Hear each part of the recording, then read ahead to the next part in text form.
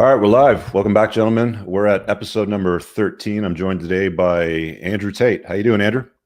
I'm doing pretty good, friend, considering the world's in a global pandemic. I've still got food to eat, and I'm not sick yet, so I'm doing all right. Yeah, what's the state of things like there in Bucharest? Yeah, so they've got a serious lockdown going on. So after 10 p.m., no one's allowed out the house. During the day, you can drive, but only with a piece of paper from your work confirming you have an essential job. Otherwise, it's $1,000 fine. Armies on the streets. It's a serious lockdown here. They've taken it ultra seriously. Does that have any effect on your casino business, with the fruit machines and all that? Casinos are closed. They've closed my casinos. So for a while, the first week or so of the quarantine, we were staying open. We managed to get away with it and stay open for a while, and we were making money. But then health inspector came along. We tried to convince him otherwise with a pile of money, and he still said no. So went above his head, and they closed us down, which is a pain because obviously we just opened 3 of them. We were making good money, and now it's closed for God knows how long. So gotcha. That's the game. It's the game. You just got to survive, aren't you? That's all you can do. So for those of you that don't know who Andrew is, came across him, I'm going to say a year and a half ago on Twitter. He's got a bit of, he's got an opinion on a lot of things. Let's put it that way. Former kickboxer, 4-time champion, was it? Yep, 4-time world champion, retired now, old man now. But okay. Yeah. Was born in Chicago, and your folks split when you were young, and you went to the UK with your mom, correct? With your brother and sister. How old were you guys when you guys split? I moved to England when I was 11. So 11. When I was 11, I moved to England. My father stayed in America, and I was with my mother, my brother, and my sister in a homeless hostel, aged 11 in England. And was that in Luton, by the way? Luton, yeah. Which is I was actually born in Luton. You were born in Luton? I was born in Luton, yeah. How? Yeah. That's like the worst town in England. It's a shithole, yeah. It's not a nice place. Actually, I went back to the UK to try. Well, my dad decided that Canada wasn't for him anymore because he was having trouble getting a job during the what was it, 88, 89 recession. Yeah. So he went back. Half the family went there. My younger brothers went. And then I went when I was around 21 or so, and we went to Bedford. Yeah. And we actually stayed in Kempston, which is pretty much as I bad know exactly. Yeah. It's a real shithole. So I was there for about 3 or 4 months, but that was an interesting change because I remember, going back and forth when I was a kid, and I'm curious as to what that was like for you at 11, because you think it's English, but when you go to England, it's you've got to replace sweater with jumper, pants with trousers. Trucks with lorries, you go right down the list. Like, what was that like for you shifting your life from North America to the UK? Yeah, it was quite different. I mean, obviously, when you're a kid, you're more susceptible to things like, you're at the time, I was the only American in school, and the education was different. Like, you go from learning certain lessons to completely new things. And I was really big into chess when I was in America. There was no chess scene. So it was a complete 180 in terms of lifestyle. But I think kids adapt, and I'm really a strong believer in the fact that I'm very thankful my parents didn't give me any sympathy in that regard. Like, for when we moved, my dad's sisters were saying, "Oh, he's losing all his friends. He's moving country. He needs therapy. He's going to be upset." That all this shit, and I'm super glad my parents said, "You're a Tate. You're going to be fine. Shut up and go to school."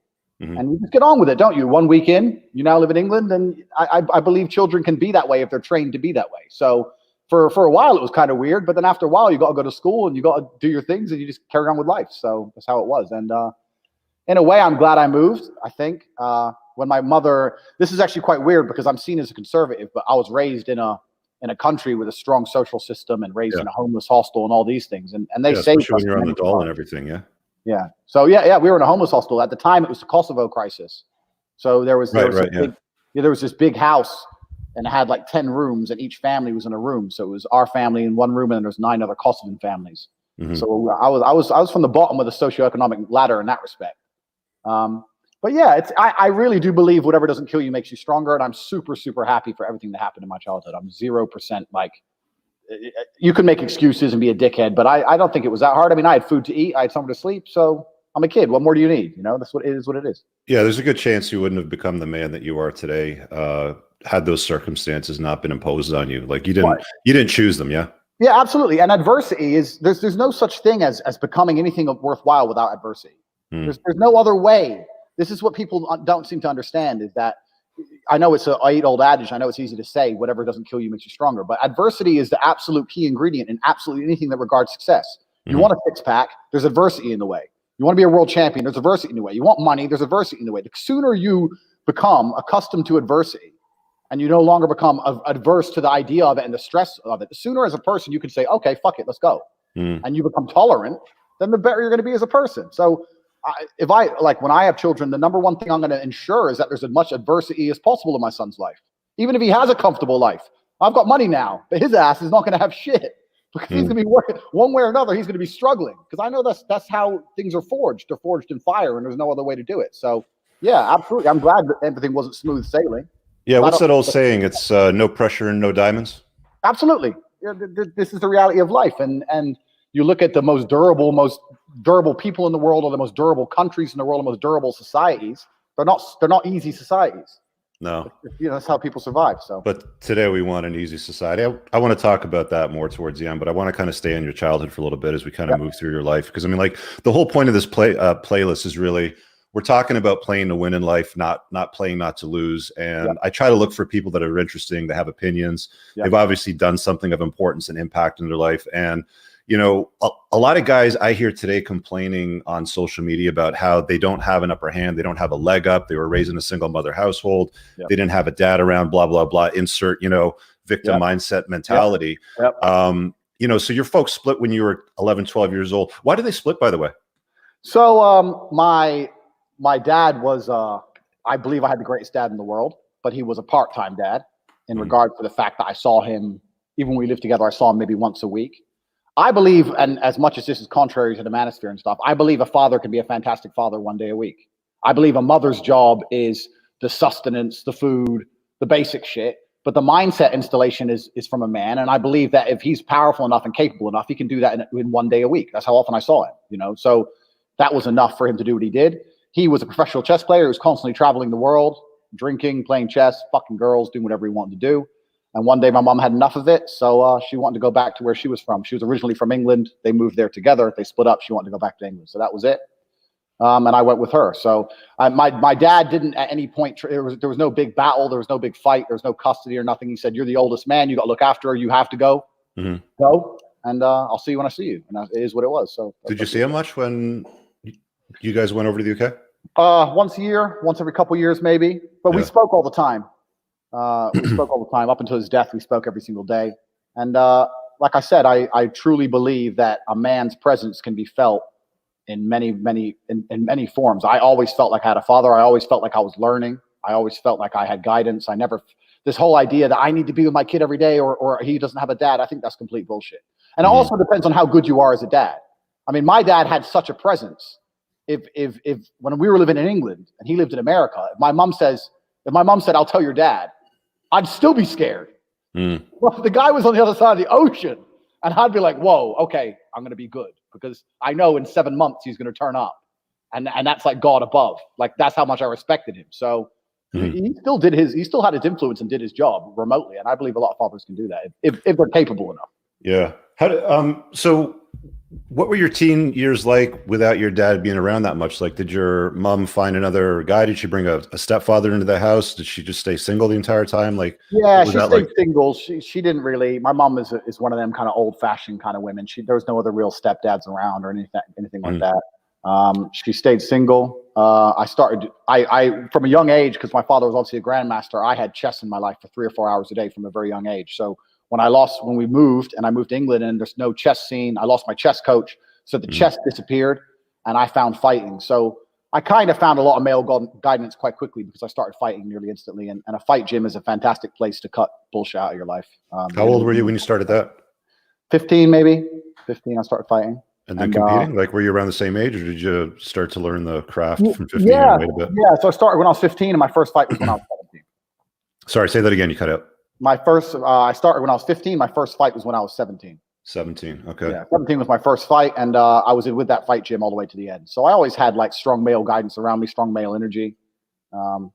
There's loads of that in a dojo. I mean, I always tell guys, there's a lot of guys like, well, I'm weak and I don't have a strong masculine role model, and I was raised by a single. I'm like, get into combat sports, man. Yeah, well, this is the problem with the whole space is that I get the same thing you probably do. People come to me and ask for advice, and I just sit there and I look at their long message, and I sit and I know for a fact they're full of shit. Men build their value. There is no reason why every man cannot be in good physical condition unless they've decided not to be. So you can't come along and say, oh, I really want girls, and you're fat. No, you can't, because if you really wanted them, you wouldn't be fat. Like, you're not trying.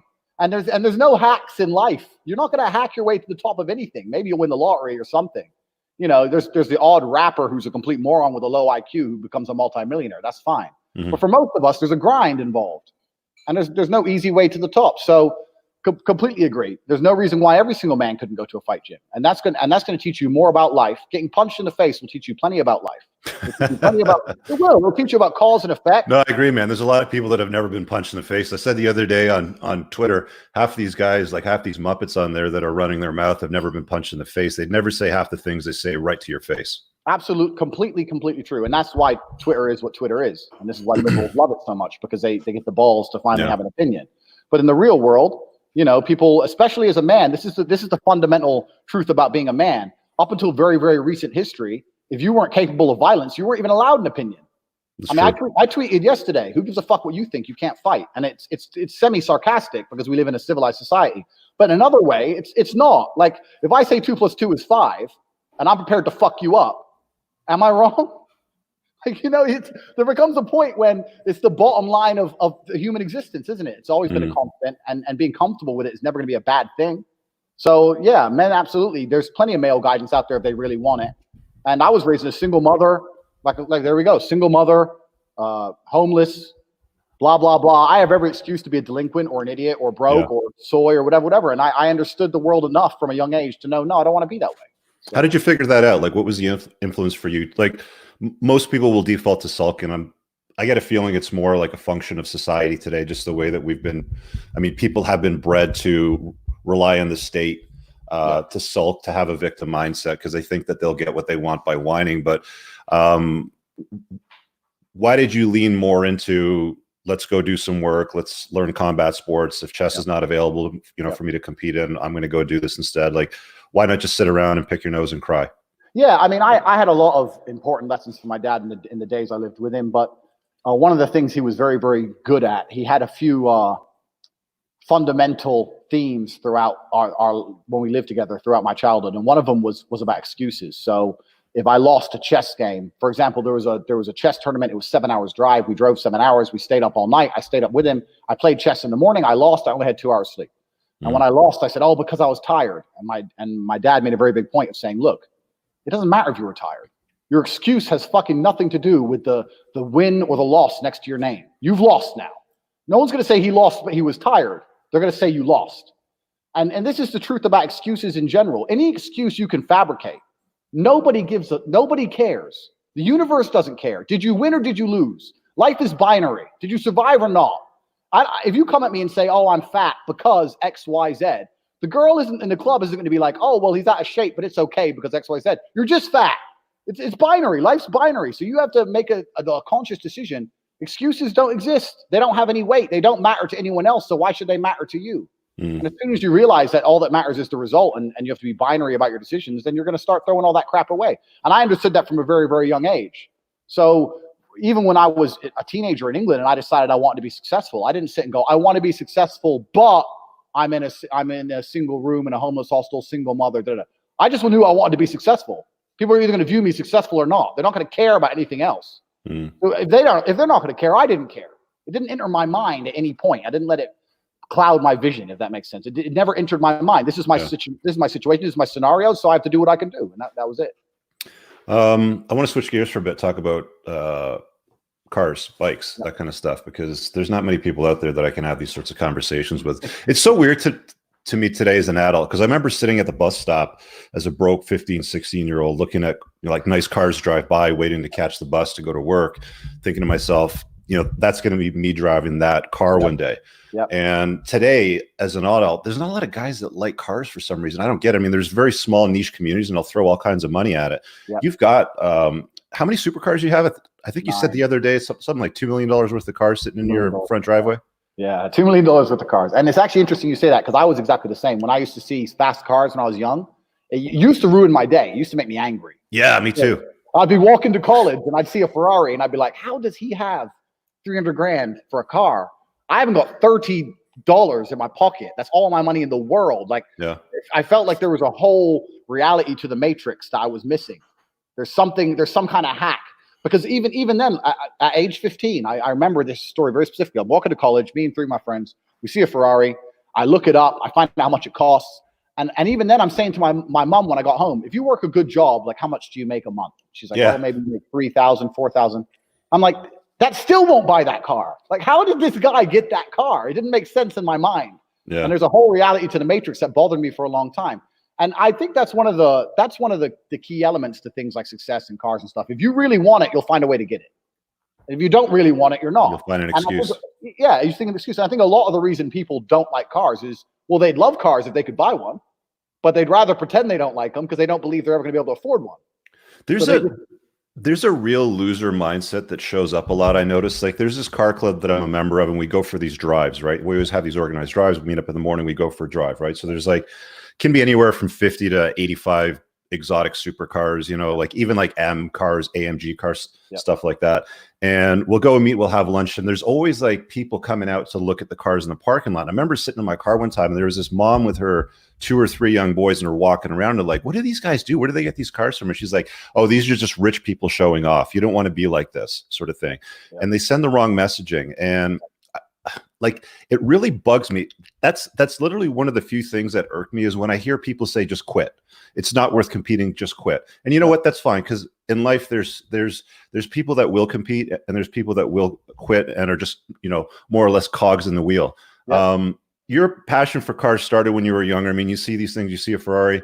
I saw a story that you put out once on your motorcycles, because you were in a bikes at once. You had a Gixxer, you had a GS6R. Was it a 750, 600? I had a 600, and then I had a CBR 600 as well, and then I had a Fireblade. I loved bikes for a very long time because it's cheap speed, isn't it? I had 4 of them, yeah. Yeah, there you go. So you understand. If you want real performance, they're cheap speed. But unfortunately, they come with the danger involved. I had 2 bad bike accidents, and I kind of retired from bikes when I started. How old were you when you stopped riding them? So I was riding illegally for a while. I was riding at 17, and in the law in England is you can't ride a superbike till you're 21. So at 17, you can have a superbike, but it has to be restricted. Mm-hmm. So I bought a bike. This is a really long story. I'll make it very, very short. I had this job. I was an IT technician at high school. I came out of high school and I came back into the same school fixing the computers, and I started fucking one of the students. So I got fired. But even though she was 16, I was 17. But because I was a member of staff, she's a student, blah, blah, blah. Mm-hmm. So they fired me. And when they fired me, they paid me to the end of my contract, basically. And I had this little bit of money and I bought a bike. I paid to have it restricted. And then I took the restrictor out myself. So at 17, I'm burning around on this 200 mile per hour super bike. And everything was good for a while until some woman who wasn't paying attention pulls out on me and just takes me completely out of the game. And you know what? The thing is, I remember. How fast were you going? I was going about 90 and I got down to about 70 before I hit her car. She pulled out right in front of me. Yeah. The thing is crazy. I saw her look at me. You know, when you ride a bike, you watch people's faces. Yeah, so your head's on a swivel. Yeah, I'm driving. I see her come up to the junction. I see her look directly at me. She pulls out anyway. Down, and she just pulls straight out. I couldn't believe it. And I hit the side of her car, blah, blah, blah. I wasn't asleep or anything. I woke up. You went right over it? Right over it. And I was on flat on my back and I was winded. But I was awake and I got up. And I remember this was what put me off bikes the most. When I walked back over to her car, she's still sitting in the car and she had the most stupid look on her because it was shock for her. She didn't know what happened. Yeah. But the expression on her face is what annoyed me the most. I can't even replicate. Just complete, just like a moron. She didn't know what happened. And I thought, is this what, as great as I am, is this how I'm going to die? This is a complete idiot. It was crazy. And then from there, I came to almost the same conclusion when I was 30. I mean, I never had an accident like that. I had two close calls. And I was fast on that thing. Like I remember I got that thing up to red line 6 gear. I think it was a ZX7. It was indicating over 300 on the speedo. You don't look down for very long because you're even on the highway, like things moving by you really quick. Yeah. But that was great times. I mean, I always tell guys, like, I always think that a good motorcycle is a rite of passage for a man, because they're very, very difficult to control, and they're so powerful, and the barrier to entry is so low, because any Muppet can go out there and spend $6,000, $7,000, $8,000 for something that'll do, you know, a good 300 kilometers an hour. Yep. Yeah, they're amazing fun. They're great fun, and it's just the other people on the road. And I feel like eventually, if you ride them forever and you ride them the way your number's going to come up at some point, and the way that you were riding, yeah, eventually something's going to catch you. And I you know, that's what happens. You get confident, you get comfortable, you're anonymous, you got the mask on, you're doing wheelies, you're going fast, you're in and out of cars, you're driving like eventually, sooner or later, life's going to check you. Yep. And then life checked me, and I'm still here. But I know some guys that checked and never woke up again. So it gets to that point where it's like, you know, and I feel safer with my cars. I feel a lot safer with the cars. If you had a son, would you let him ride a motorcycle? That's a very good question. And I don't know, because it was a big part of my life and I loved it. And I think it's maybe a better car driver. And I like what I did. But then also I think of some of the stuff I did and I'm like, Jesus. So I don't know. I don't know if I'd let my son ride a bike. That's a very good question. I'd hate to think I've sheltered him in any way. Yeah. But I also know I had too many close calls, man. So I don't know. That's something I have to think about. So supercars, you're basically in a coffin. I mean, you're in a cage. It's a hell of a lot safer. I mean, if you go off the road, the toll you pay is going to be a lot lower if something happens anyway, because you got airbags and everything now today. Yeah. What do you have in the drive? You've got a 720, an Aston. Yeah. So I've got go through the list of what you're sitting on. Okay, so I've got the new 911 992, the Porsche, the brand new one. I've got the Aston Martin Vanquish S Ultimate, which is there's only 175 in the world. I've got a Lamborghini Huracan. I've got a McLaren 720S. I've got an M5 Competition. I've got an S63 AMG. I've got an X6M. I've got a Phantom. I think that's it. Maybe I've missed one, but I think that's it. So yeah, I mean, you're close to 10 cars there. Yeah. What's a Phantom? Is that a 2-door or a 4-door? My one is a 4-door. 4-door, okay. It's a 4-door. Let me ask you about the McLaren, because I drove with the 2018 when it first came out. I mean, I picked up my R8 and I dropped it off at the dealership to get software tuning on the motor. Yeah. And they just PDI'd a 720S, and I was asking the dealer about it, and he goes, yeah, if you want to take it out, go for a spin. And I was blown away. Like, that is going to be my next car. You've had that car for about a year now?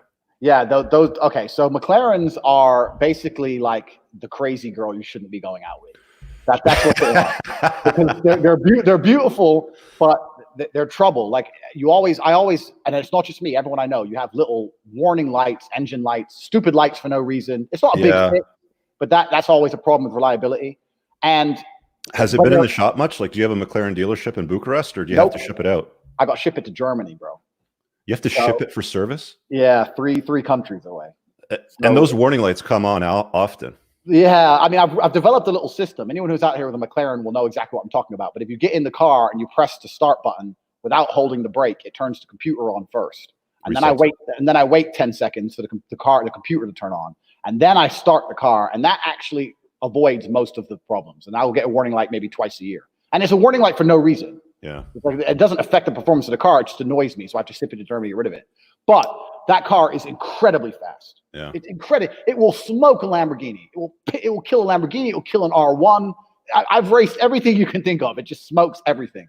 But only if it grips. This is the one more thing with it. If it's a little bit wet or it's not quite hot outside, because it's 720 horses to the rear wheels, you're just gonna slide all over the place. You have to make sure you have grip before you play with it. But it's actually a lot more than that. They throw them on the dyno, and they found out that McLaren's been lying about the power output on the motor, which doesn't surprise you. But I mean, it's literally as fast as the holy trinity of hypercars. So basically the P1, the LaFerrari, the 918.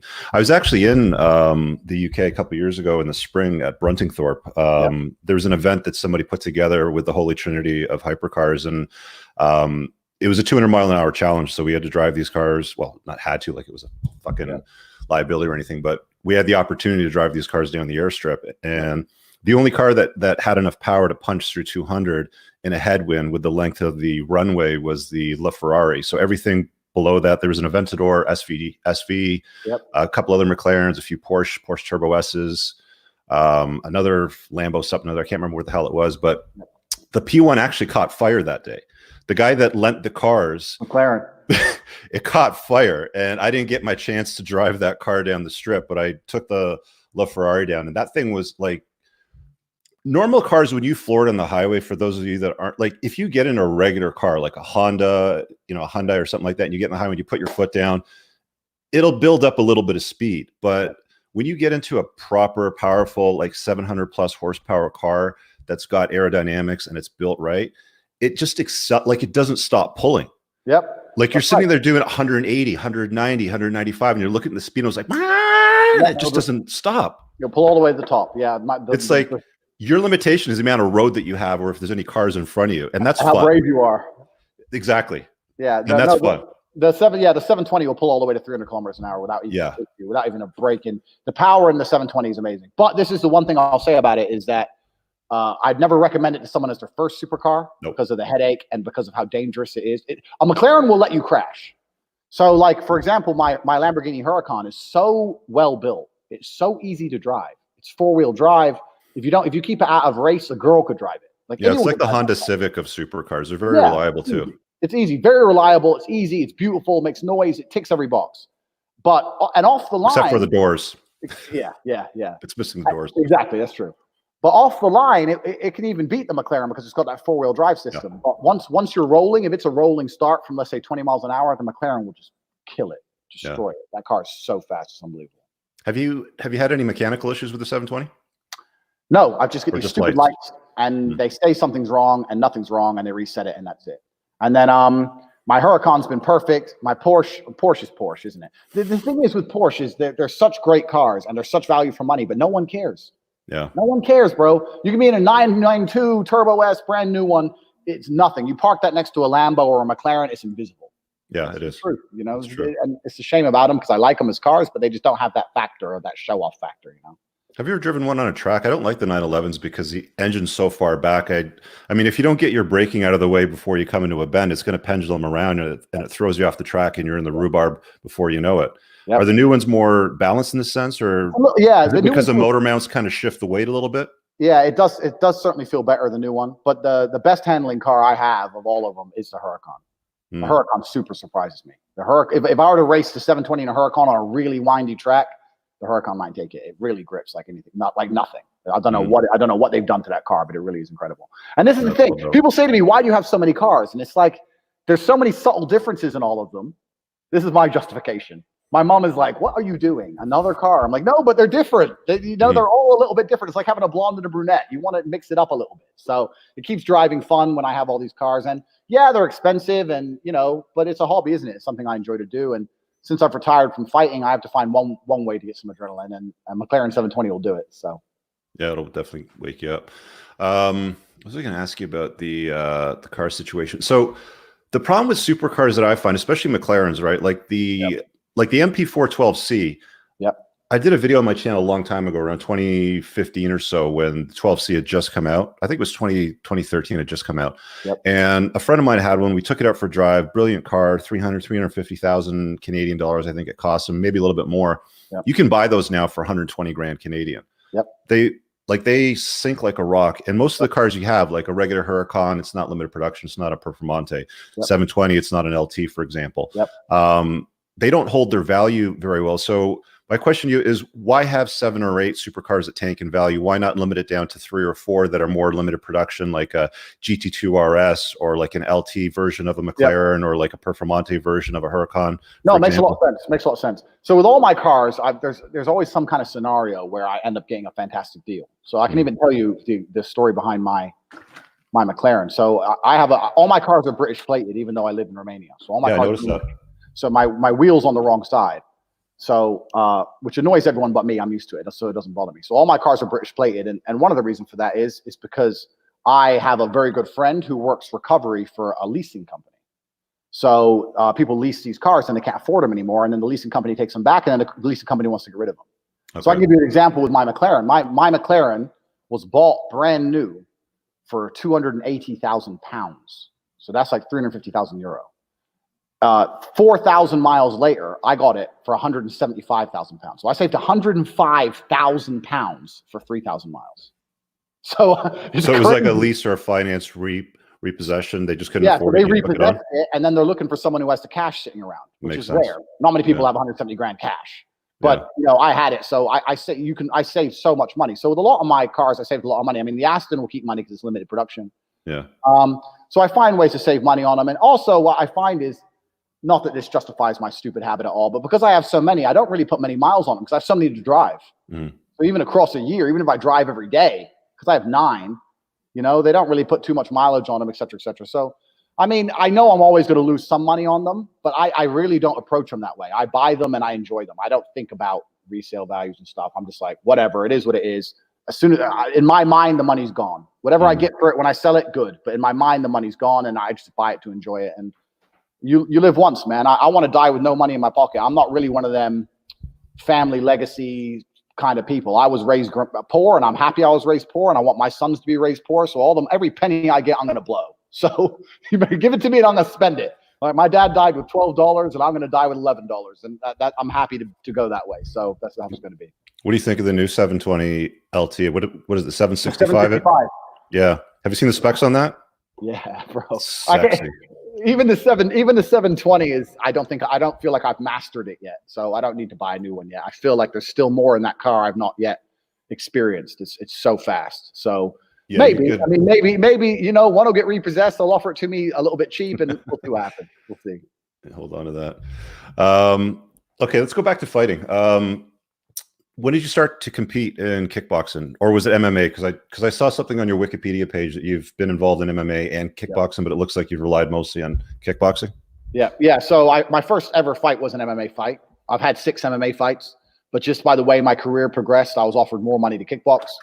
And when you're a fighter, you need to get paid. Fighting is a very, very difficult way to make money. It's a shit. They don't pay you much. Like, you didn't make most of your money fighting, did you? Nah, no. I mean, I became 4-time world champion, and the most I ever got paid for a fight ever was like $75K, which is money, but it's not boxing money. It's not millions. I mean, 75 grand, you pay your manager some, you got to pay your rent, you pay your car. Like, it ain't life-changing money. You can go through that in no time, especially if you only fight twice a year or 3 times a year. You're not a rich person. Especially living in London, your rent is like $7 grand a month. And, so it's very expensive to live where I was training. So, yeah, I mean, it's a terrible career path. If you're trying to make money from fighting, there's a huge level of luck involved. There's the few names everyone can say who are multi-millionaires, but it's very much like modeling. You have the supermodels everyone knows, then you have all the models beneath them who no one's heard of, who are broke, So it's very, very similar from that perspective. But I chose fighting because, to me, fighting and chess are very, very similar sports. Because there's absolute accountability. There's no team. It's one-on-one. If you lose a chess game, you may not know exactly where. It may have happened a long time ago. It may have been a tiny mistake. But if you lose a chess game, at some point you made a mistake. At some point you messed up, and it's your fault. If you get knocked out, it's the same thing. You made a mistake. And if you win, it's all you. There's no team. If you're a team sport, you can have a bad day and your team can carry you to the end. Or you can have a good day and you can lose. Whereas with fighting and chess, it's one-on-one. It's absolute accountability. No one can save you when you're in there, and it's brutal. Chess, when you understand it at the level that I was being trained to understand it, and my dad understand it, is absolute brutality. And to me, they were very, very similar sports. Nothing else appealed to me ever. I've never been interested in anything else. Also, I think another reason for that is because fighting is something you can carry around with you.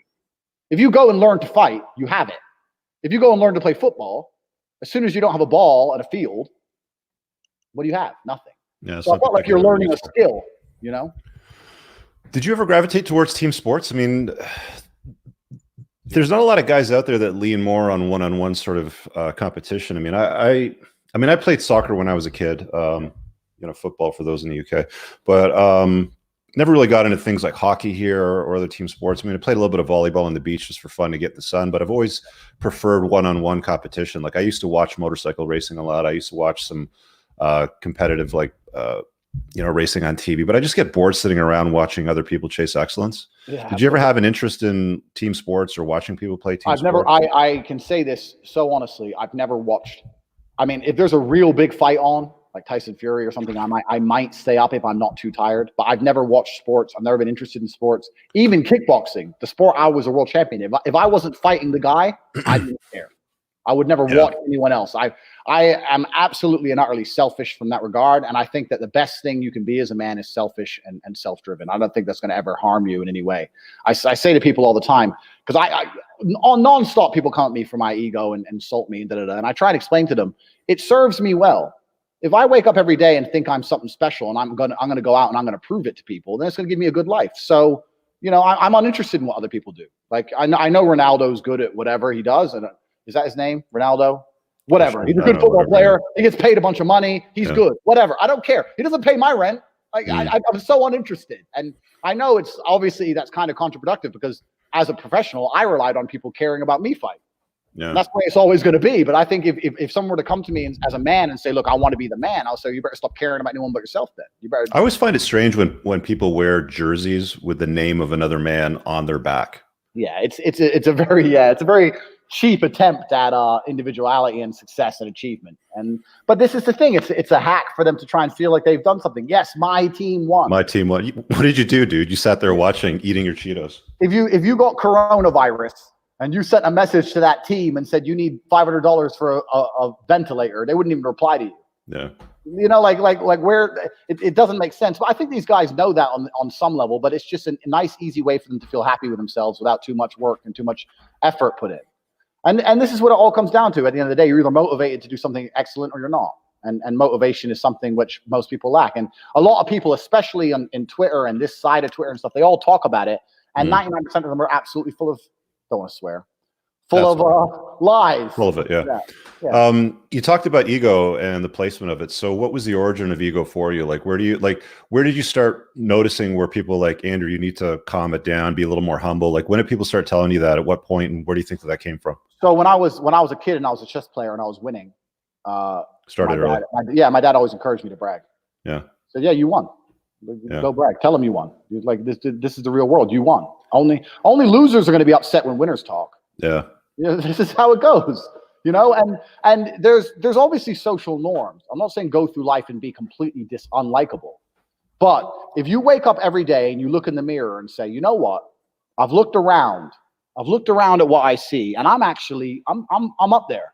I'm the man. I'm the top 5%. I'm the top 1%. Like, who out there can do more than what I can do or lives better than what I do? You know what? I'm doing well. If you really believe that in yourself, then what's going to happen is you're going to feel motivated to prove it. This is the thing. It's very difficult. You have to have a mental disorder to have an ego with no justification. Those people have something wrong with them. But if you're going to wake up every day and work your ass off and make money and buy cars and train and be in fantastic physical shape and do all these things to prove your ego, so when someone comes along and goes, well, what's your problem? You say, I ain't got a problem. My life's good.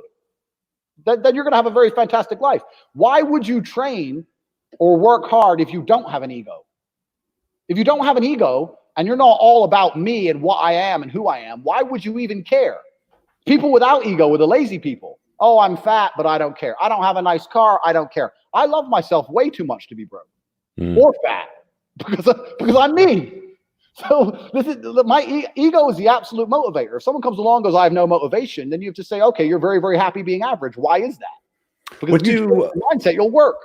What do people publicly criticize you for the most? Is it the ego or? It's ego, but you know what? I've done a very, very good job, and this is exactly the exact thing I was saying. I've done a very, very good job at one way or another proving not saying that I'm the greatest man alive or anything, but a lot of people say I'm strong.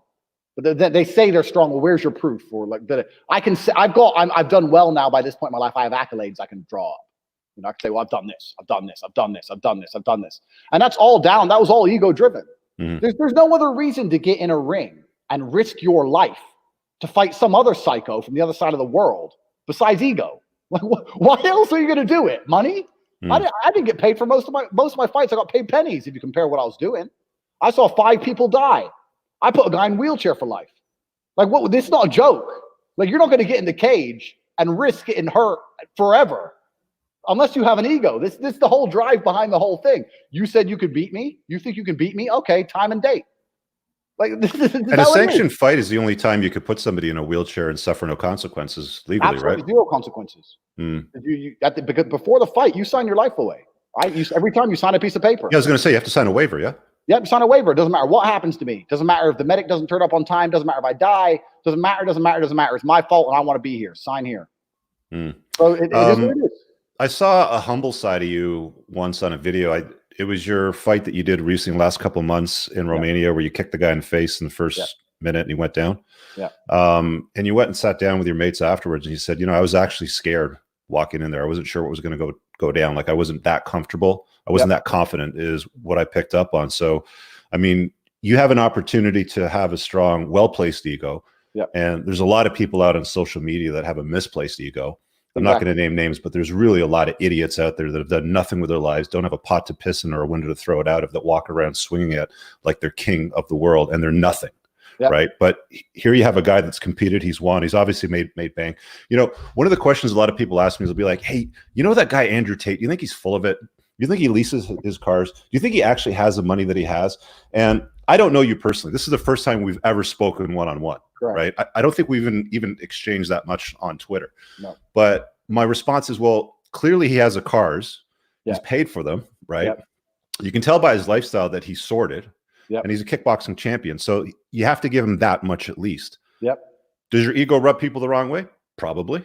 Did it rub me the wrong way at one point? Probably. But there's a reason why it did, right? It's placed properly. Yeah, absolutely. And that's all it's about. And just going back to me being humble and being afraid. Yeah, I was absolutely afraid. And because fighting's a scary thing. Well, you put something on the line there, right? Because I mean, you're the world champion. You're come back out of retirement. Absolutely. You're putting your life on the line, and you're putting your reputation on the line. I mean, if that guy beat me, I'm the world champ. I've come back. I haven't trained or nothing. But this goes back to my earlier point on excuses. I accepted that fight on 24 hours notice because he was rude to me in the dressing room. The story behind that fight is I was commentating on that show, and that guy appeared to fight, and his opponent didn't turn up. And then me and him got in an argument, and he said, "Why don't you fight me then?" And because I'm such a dickhead, I said, "All right, okay, fuck you." So I agreed. So then afterwards, when I calmed down, I'm like, "Oh, now what have I done? I've been smoking cigars and drinking vodka for 3 years." And so then it's like if I lose that fight, he's a nobody compared to me in the sport. But excuses don't matter. I can't lose that fight and go, "Oh, but I wasn't training," and no one cares. In the video, I got knocked out. That's all it's going to be is people tweeting at me videos of me getting knocked out so it's a big risk. It's a big risk. So of course there's absolutely fear involved. But so it's having an ego, but it's having a healthy ego and being a realist. I'm a realist, and I understand that there is possibilities I could lose. So I'm definitely afraid, but my ego gave me the bravery to do it anyway. And that's what is there anything that scares you today? Say again? Is there anything that scares you today? I mean, I have a few. I don't like heights, a few things like that, but there's nothing that I'm afraid of that prevents me doing what I want to do. Well, that's a well-placed fear because of falling. Like I always wonder why people jump out of planes. It just never connects for me. So to me, that's normal. But I mean, do you have any fears of anything today specifically? No. And I really do believe that I had a really interesting conversation actually with a guy. I think it's another podcast that's going to come out, and he was a psychotherapist, and he wanted to psychoanalyze me. And it was quite interesting. And he asked me quite a similar question. And I tried to explain to him, I am very, very sure I could speak to psychologists for the next 1,000 years. I know myself because I've tested myself. Yeah. And I know myself absolutely. And I know who I am and what I'm capable of. And I have absolute faith in myself. I have absolute faith in Andrew Tate, not only Andrew Tate, but Andrew Tate of the past and Andrew Tate of the future. So even if I look back on my life where I made a wrong decision, I have faith that at the time I believed it was the right decision to make. And also I have faith that if I buy 9 supercars and somehow my businesses mess up and I run out of money, I have faith that Andrew Tate of the future is going to pull something off and still be rolling around with a bunch of big titty chicks. He's going to do something. He's that guy. Mm-hmm. So it's like, I'm not really afraid of anything. As long as I get to be me, I'll pull it off. I'm one of them. I know I've got the skill set. I'm one of them dudes. I'm a survivor, because I never sit around and cry about situations. It doesn't matter what happens to me. I know I'm going to find a way. So I'm not really afraid of anything. I have zero fear of going broke. I have zero fear of anything. Like it doesn't even, none of that even crosses my mind. I'm completely combat ready at all times. Was there a pivot point, like a shift point where people went from criticizing, like there's this old adage, because when I started my business around 2003, people were telling, it's not going to work. You're not going to make it. You're going to piss them off. Yeah. You're never going to get rich doing this, blah, blah, blah. Yeah. And then I started following people that are like, just work so hard that these people that criticize you ask you for a job, basically. Yeah, Was there like a pivot point for you where people that were criticizing your choices and your ego and the placement of your decisions in life, where they started pivoting around the other way and say, hey, how did you do that? Can you hire me? Can I work for you? Can I come to Romania and do what you do, sort of thing? Like, when did that happen for you? Because that often happens to everybody. Yeah, that's a very good question. So I've actually been quite fortunate in the fact that my social circle is probably one of the smallest in the world, and that's because it's my brother. It's usually the best way to do it. That's 85% of my social circle, and that's a superpower within itself. Like, a lot of people ask me how I ended up red pilled and all this stuff about girls, and I said, because I wanted to be with my brother. I didn't want to be with some chick. So it's very, very easy to not end up in a marriage trap when she's like, let's go watch TV. And I'm like, no, me and Tristan are busy. We're riding motorcycles and training and driving cars. And I don't want to. It's boring. So that was one of the reasons. So he was always with me 100%. I have a lot of old friends and stuff who are all of a sudden like, oh, yeah, I've always wanted to go to Romania. I'm like, no, you didn't. Nobody wants to go to Romania. No one wanted to go to Romania until they saw me on the internet. And they see what I'm up to. And they're like, okay, now people want to go. Before me, it was a completely forgotten part of the world. So I do get a lot of that. But I mean, I'm to the point, man. I'm really not one for social norms. I'm to the point. If I think someone's trying to, take advantage, or I know they're trying to play games, it's very easy for me to say that I'm not interested, whatever. It is what it is. I have a very good life I live with my brother and my cousin. There's 3 men. We're all here. We're doing the same things. We train every day. We work every day. We make money every day. Between us, we've got 10 or 15 girls, and that's it. Like, I don't need any more than that, really, in many ways. I have my old kickboxing coach and a few people I've been to war with. But besides that, I keep my circle small. I don't really look. This is another point that goes on from what we were saying earlier. The more validation you can find from yourself and from your own achievements, the less validation you need from outside. If you need a big group of friends to feel happy, you need to ask yourself why. Like, I could be alone in a room with no cars, no money, nothing. I could be alone in a room and I know I'm the man. I've done it. I've been afraid. I've done sleepless nights. I've done broken bones. I've done it, and I've been through it. And I did it anyway, and I won. So I'm happy regardless. So I don't have these big groups of, you see these rappers and they get all these idiots around them and all this. That's not going to happen to me. Never in a million years. So yeah, but to get back to the question, yeah, I do get people who try, but it doesn't really work that so well for them. They're like, oh, I'm going to come visit you, and I just don't reply. You see a lot of families that have like siblings that end up being estranged practically. I mean, there's a lot of people, they don't talk to their brothers or sisters. You and your brother are pretty tight. I mean, I got 2 younger brothers, so I know what that's like. Yeah. How did you guys form that tight bond? Like, what was the catalyst with that, or was it just always there? Okay, so my theory on that is, I've got a sister and I love my sister, but I don't talk to her that much because men and women are very different. My sister, like, what can I talk to her about? Girls, like, or cars, or fighting, so she's my sister, and like, it's different. But as for my brother, I think a lot of the reason, in my experience, because I get this message every day from guys, I want to be close to my brother like you're close to Tristan. And I think 85% of the time men are not close with their brothers because of girls, because of women, because their wife or their girlfriend, or every time I dig into the story, it's some girls involved. My wife doesn't want me going out with my brother. My wife doesn't want me doing it. My wife wants me home, blah, blah, blah, blah. So you have to prioritize things. I've always prioritized my relationship with my brother because I know if I get into a car accident, the only man strong enough to run into flames and rip a door off a 720 is my brother, not my wife. My wife's going to scream and I'm going to die. You're like, if stuff really hits the fan, a lot of people have this idea, oh, things are hard, let me call my wife. I've never viewed women that way. I view women as something I enjoy, and I have no hate for women, and I can love women, but I will never rely on a woman. If I get in trouble, I call my brother. I'm never going to be like, oh, there's a problem with my business, or oh, there's this problem or that problem. Let me call my wife. What's she going to do? She ain't going to do anything. And a lot of guys, because they want to feel better, they want emotional support, they want the wife to pretend to care. Oh, it's poor you, because that's all she's going to do is feign sympathy. I want solutions. If I want solutions, I call my brother. So I've always prioritized my relationship with my brother above girls. So I've had girlfriends in the past who are like, you're always with your brother. It's weird. You're two full-grown men. Why don't we live together? That's a shaming tactic, yeah. Yeah, they've all tried it. They've all tried it. And I'm like, okay, well, you can keep trying, but we're going to the club and you're staying at home. Bye. It is what it is. So it's just a decision you have to make. And I think the natural life arc, a lot of men get married, and then their number one life partner becomes a woman, and there's advantages to that, but there's also a whole heap of disadvantages. Was there ever a time that you put a woman ahead of your brother? Absolutely zero. Not one. You can't name one. Not one. So there's no lesson out of that where you're like, I'm not doing this again. Any girlfriend I've ever had in the head before I'd lose my brother. Yeah. Not even close. But and this is the truth. Also, there's another big element to that, and I find this a lot. People often say to me like, the way I live my life and the way I am, et cetera, et cetera. There's been periods of time, let's say for like 2 or 3 weeks, where Tristan was away or on a TV show or something, and I was living with just a girl. If you live with a woman, you lose your edge. You do. No matter how hard you are as a man, if you're only around women and your best partner, I'm not trying to insult married guys. I'm just trying to point out the facts. If you're living with a woman and she's your number one partner in life, you lose your edge. And I'm not saying you become a pussy. I'm saying you lose your edge. No, it just happens. I mean, there's a lot of studies that corroborate that, where men's testosterone levels drop when they get married. You can't be a predator living with a wife.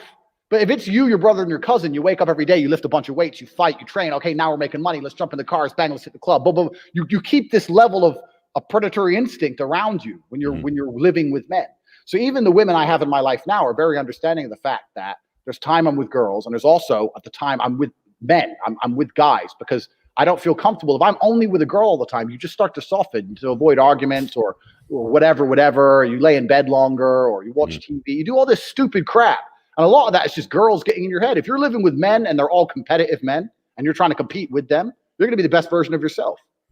So this is another problem is that the narrative that most men get is become less so she can become more. Make sure you wife up these hoes, go get married right now. Yep. Like it's not a lot of people have that mindset. Where did you get that mindset from? It's a really good question. And just to quickly touch on marriage, I don't see the advantage to marriage in the Western world at all. Well, there's none in North America whatsoever. I would never get married. I live in Romania where there's no alimony and no divorce rate, let alone in America. I don't see the point. Why? If I have a woman and I love her and I want to have kids with her, I'll do that. I don't see why I need to sign a piece of paper and let government interfere with what my dick does.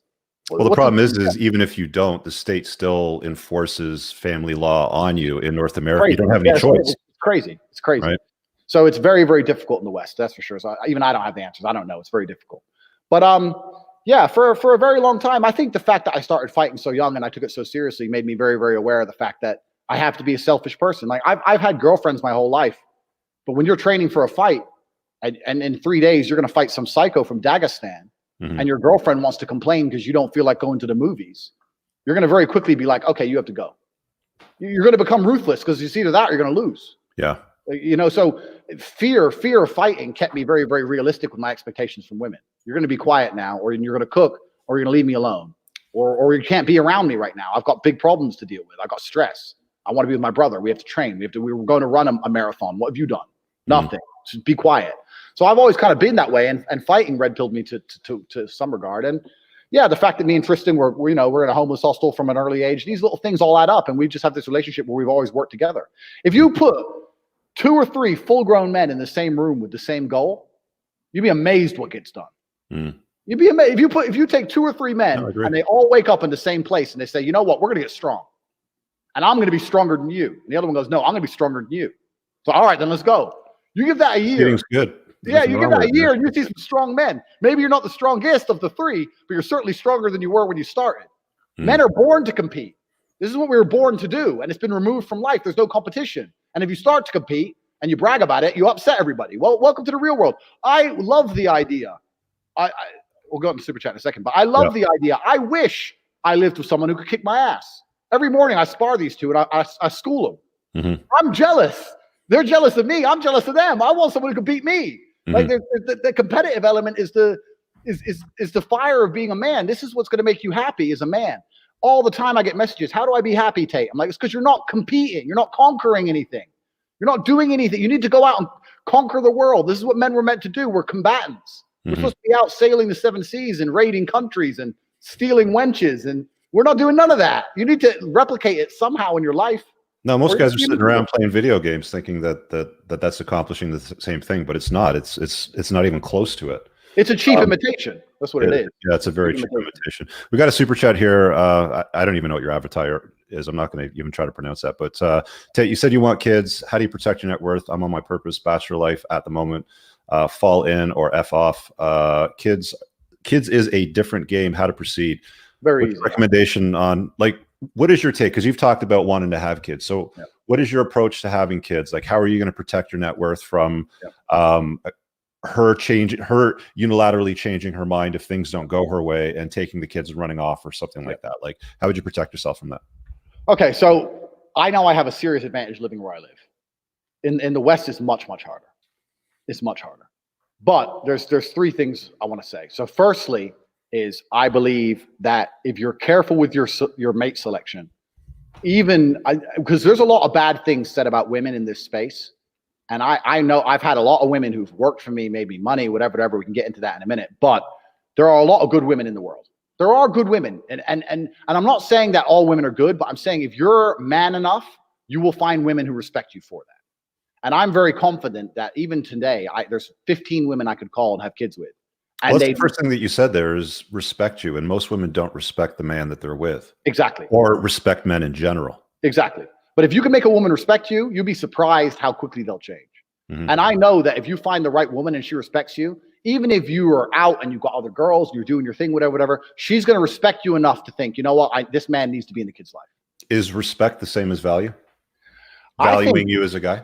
Yeah, I think that respect is all it is. I have women who hate me. They don't even like me, but they respect me. So they'll still come get naked. If a woman respects you, she wants to have sex with you. It doesn't matter. If a woman loves you and doesn't respect you, she doesn't want to have sex with you. Love, all that has nothing to do with it. It's all down to respect. Women sleep with men they respect. That's it. Simple. That's the end of the game. Yeah. If a woman respects you, even if she doesn't like you, even if you're an asshole and you cheat and da-da-da. How many times have we seen this time and time again? The bad boy. He treats her like crap, but she still respects some elements about him. And that doesn't mean you have to be a bad person. I'm just saying having respect from women is the most important thing in the world. And if a woman truly respects you, she ain't going to cut you out the life of any kids. You haven't got to be like, oh, I've got to be home because she's not going to let me see the kids, all this crap. I know I have 15 women today I could call and have children with no marriage, with no obligations to even turn up. And they'd be like, okay, please come see them when you can. Mm-hmm. And because they respect me as a man. And they know what I'm like, and they know they're not going to ever change me. So that's the first. Is there a risk in your mind that respect that they might have for you today changes later? The kids come out, and 3-5 years down the road, she's got a difference of opinion. Yep. Something changes her mind for whatever, and her opinion of you, her respect goes away. Yep. How would you protect yourself against that? Because I think that's what this guy's super chat was really asking. Yeah, and it's right? Because a woman always reserves the right to change her mind at any given time. She might respect you today. Yep. She might get what she wants. She's got the high level alpha DNA. She's got the kids now. But 5 years later, she says, you know what? This guy is too much for me. Yeah, I'm going to go. I don't think a woman's mind changes instantly. I think it's a slow erosion. I think it's gradual. And I think if you've been in the game long enough, you can detect it. I mean, I'm probably sure you get the same thing in consults. When a guy comes to you and says, oh, my wife left me, I can't believe it. And then he tells you the story. You're like, well, that was coming from 2 years ago, bro. Yeah. because you're ignorant to the game. Like I'm not going to say I know everything about girls, but certainly I know a lot, especially from running. Anyone who's watching this doesn't know I had the webcam business. I had 75 girls working for me. I know the game inside out. I can tell if respect is slipping. I can tell if it's waning. And then there's action you can take to retaliate from that. But I also think that, what kind of woman, unless she's a complete psycho, would not want the father in the child's life if she respects the father? And that's the question. Like whenever she goes, I don't want you seeing the kids, that's because she thinks you ain't worth anything. If she really believes you're all that, she wants her kids to be all that, even from a selfish perspective. So it's just a matter of, I understand your question. What if she changes her mind? But I don't think that's going to something that happens overnight. I really don't. And if it does, and if it did, let's say worst case, I have kids with a girl, and 5 years later she goes, oh, you're not going to see your kids, da da da da, blah blah blah. I still think there's plenty of tactics and ways to avoid those, to avoid having my life completely ruined. Mm-hmm. I know women well enough. I had a guy, this is a true story. I had a guy come to me and said, my wife won't let me see the kids. I was like, I don't know why you're asking me, bro, but he asked me. And he goes, what should I do? I said, tell her you don't want to see the kids. And he's like, what? I said, yeah, tell her you're busy and you're out and you got a new girlfriend, and tell the kids you'll send them something for Christmas, and send her some message. Flip it on her. Takeaway. The most basic psychology in the world. That was her punishment to his ass. You can't see the kids. You can't see the kids. Da-da-da. Okay, well, I'm busy. I got a new girl and I might be moving countries. So it's actually good. I really trust you. Let me know if you need anything. Five minutes later, she's like, you better come see your kids, you deadbeat. Reverse psychology. Yeah, because women are basic, man. There's no way. No woman's going to try and keep kids. That's just not going to happen. Adam's got a question here for you. It's a bit of a follow-up. So when you see the erosion, how do you reverse it? a good question, and it depends on the individual situation. But basically, it's like passing any other shit test, isn't it?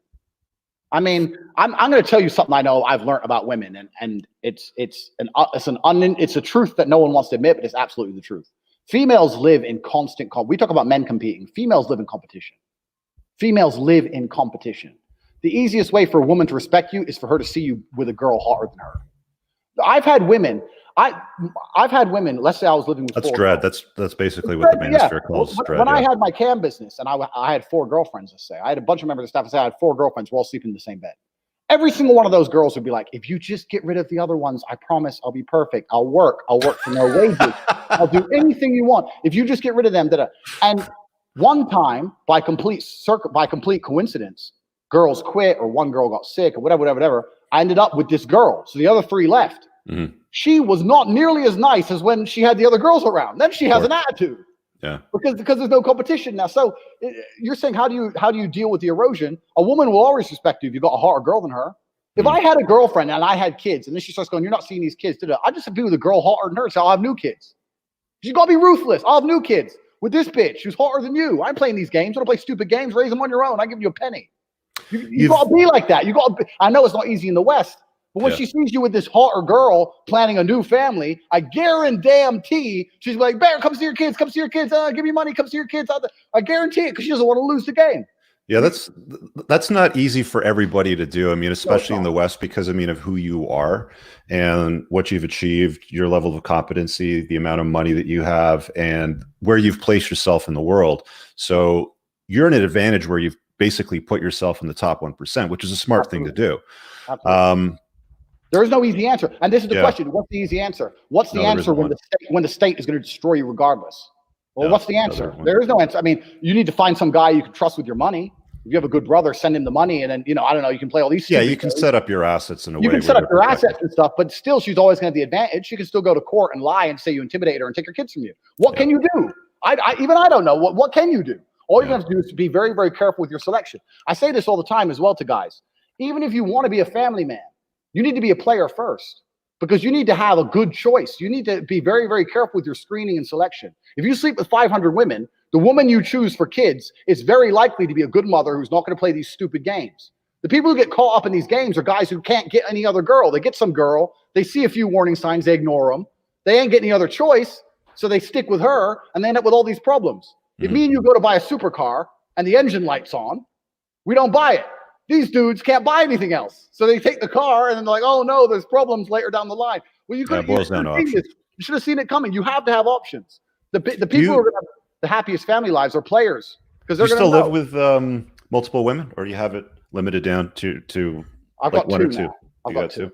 Yeah. And they don't show up much in your videos or your social feed, like the stuff on Instagram, stuff like that. Yeah. So on Twitter, you'll see pictures of them now and again. You'll see them. I mean, it's just not interesting to you. Like, I think the storytelling that you like to rely on is, what you're doing with your guys and the businesses that you're in and stuff like that.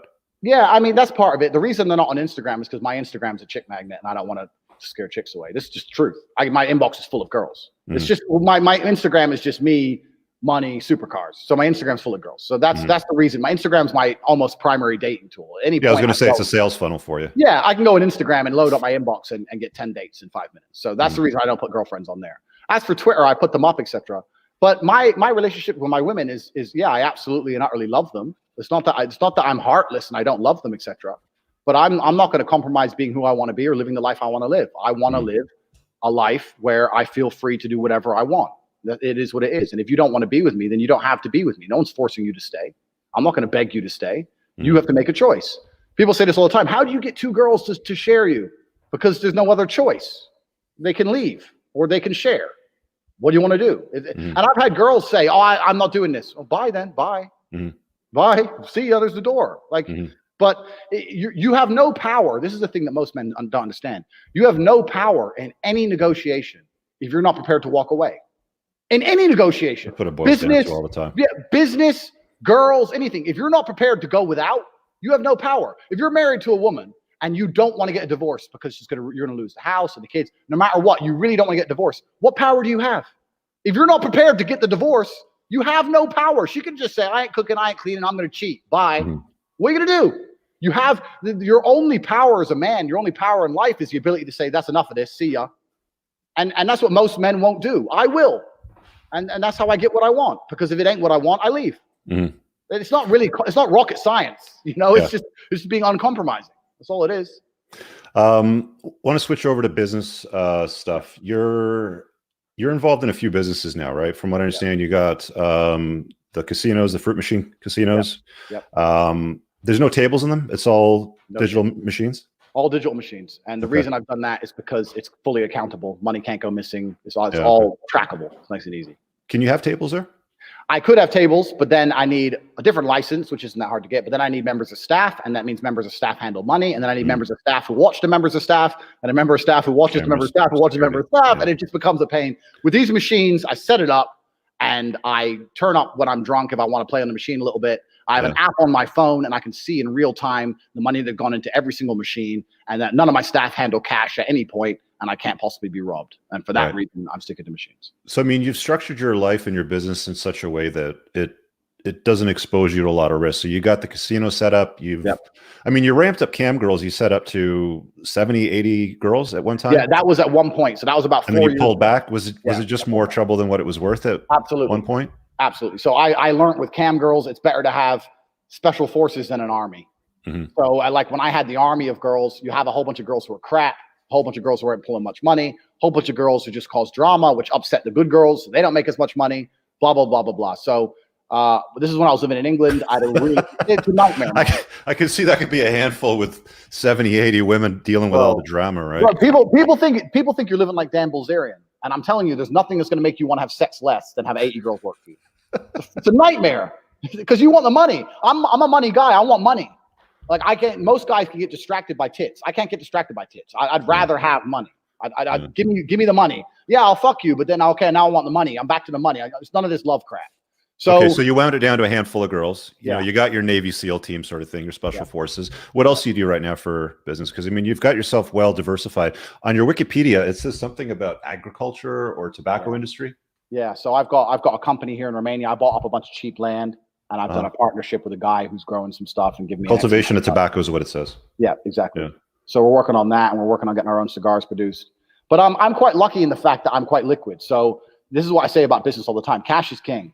Mm-hmm. And a lot of people who I know, I know guys in London who have 20, 30 million net worth, but it's all stocks, bonds, property, blah, blah, blah. So when crap like this happens, not only is their net worth taking a beating, but they don't have very easy access to liquid money. I mean, they can borrow money against an asset or whatever, but they don't have a lot of liquid money. The way I'm making money with casinos, and before this, the only way I ever got rich was cam girls. Cam girls is what made me rich. I don't hide that. I was not rich before cam girls. Cam girls made me rich. When you Go on. What was that making you monthly when it was at its peak? So when I had 75 girls, I was turning over $500,000 a month. Wow. Yeah. And the tax rate on that, what did that look like? And was that in Romania or was that in London? That was in England, but I was paying taxes in some other crazy country. So what was the tax burden like? Was it heavy or was it? The tax burden, yeah. I mean, I'll be perfectly honest. I'm saying I teach this in one of my courses on corporate.com, but the main reason I spoke about tax was to the girls to scare them.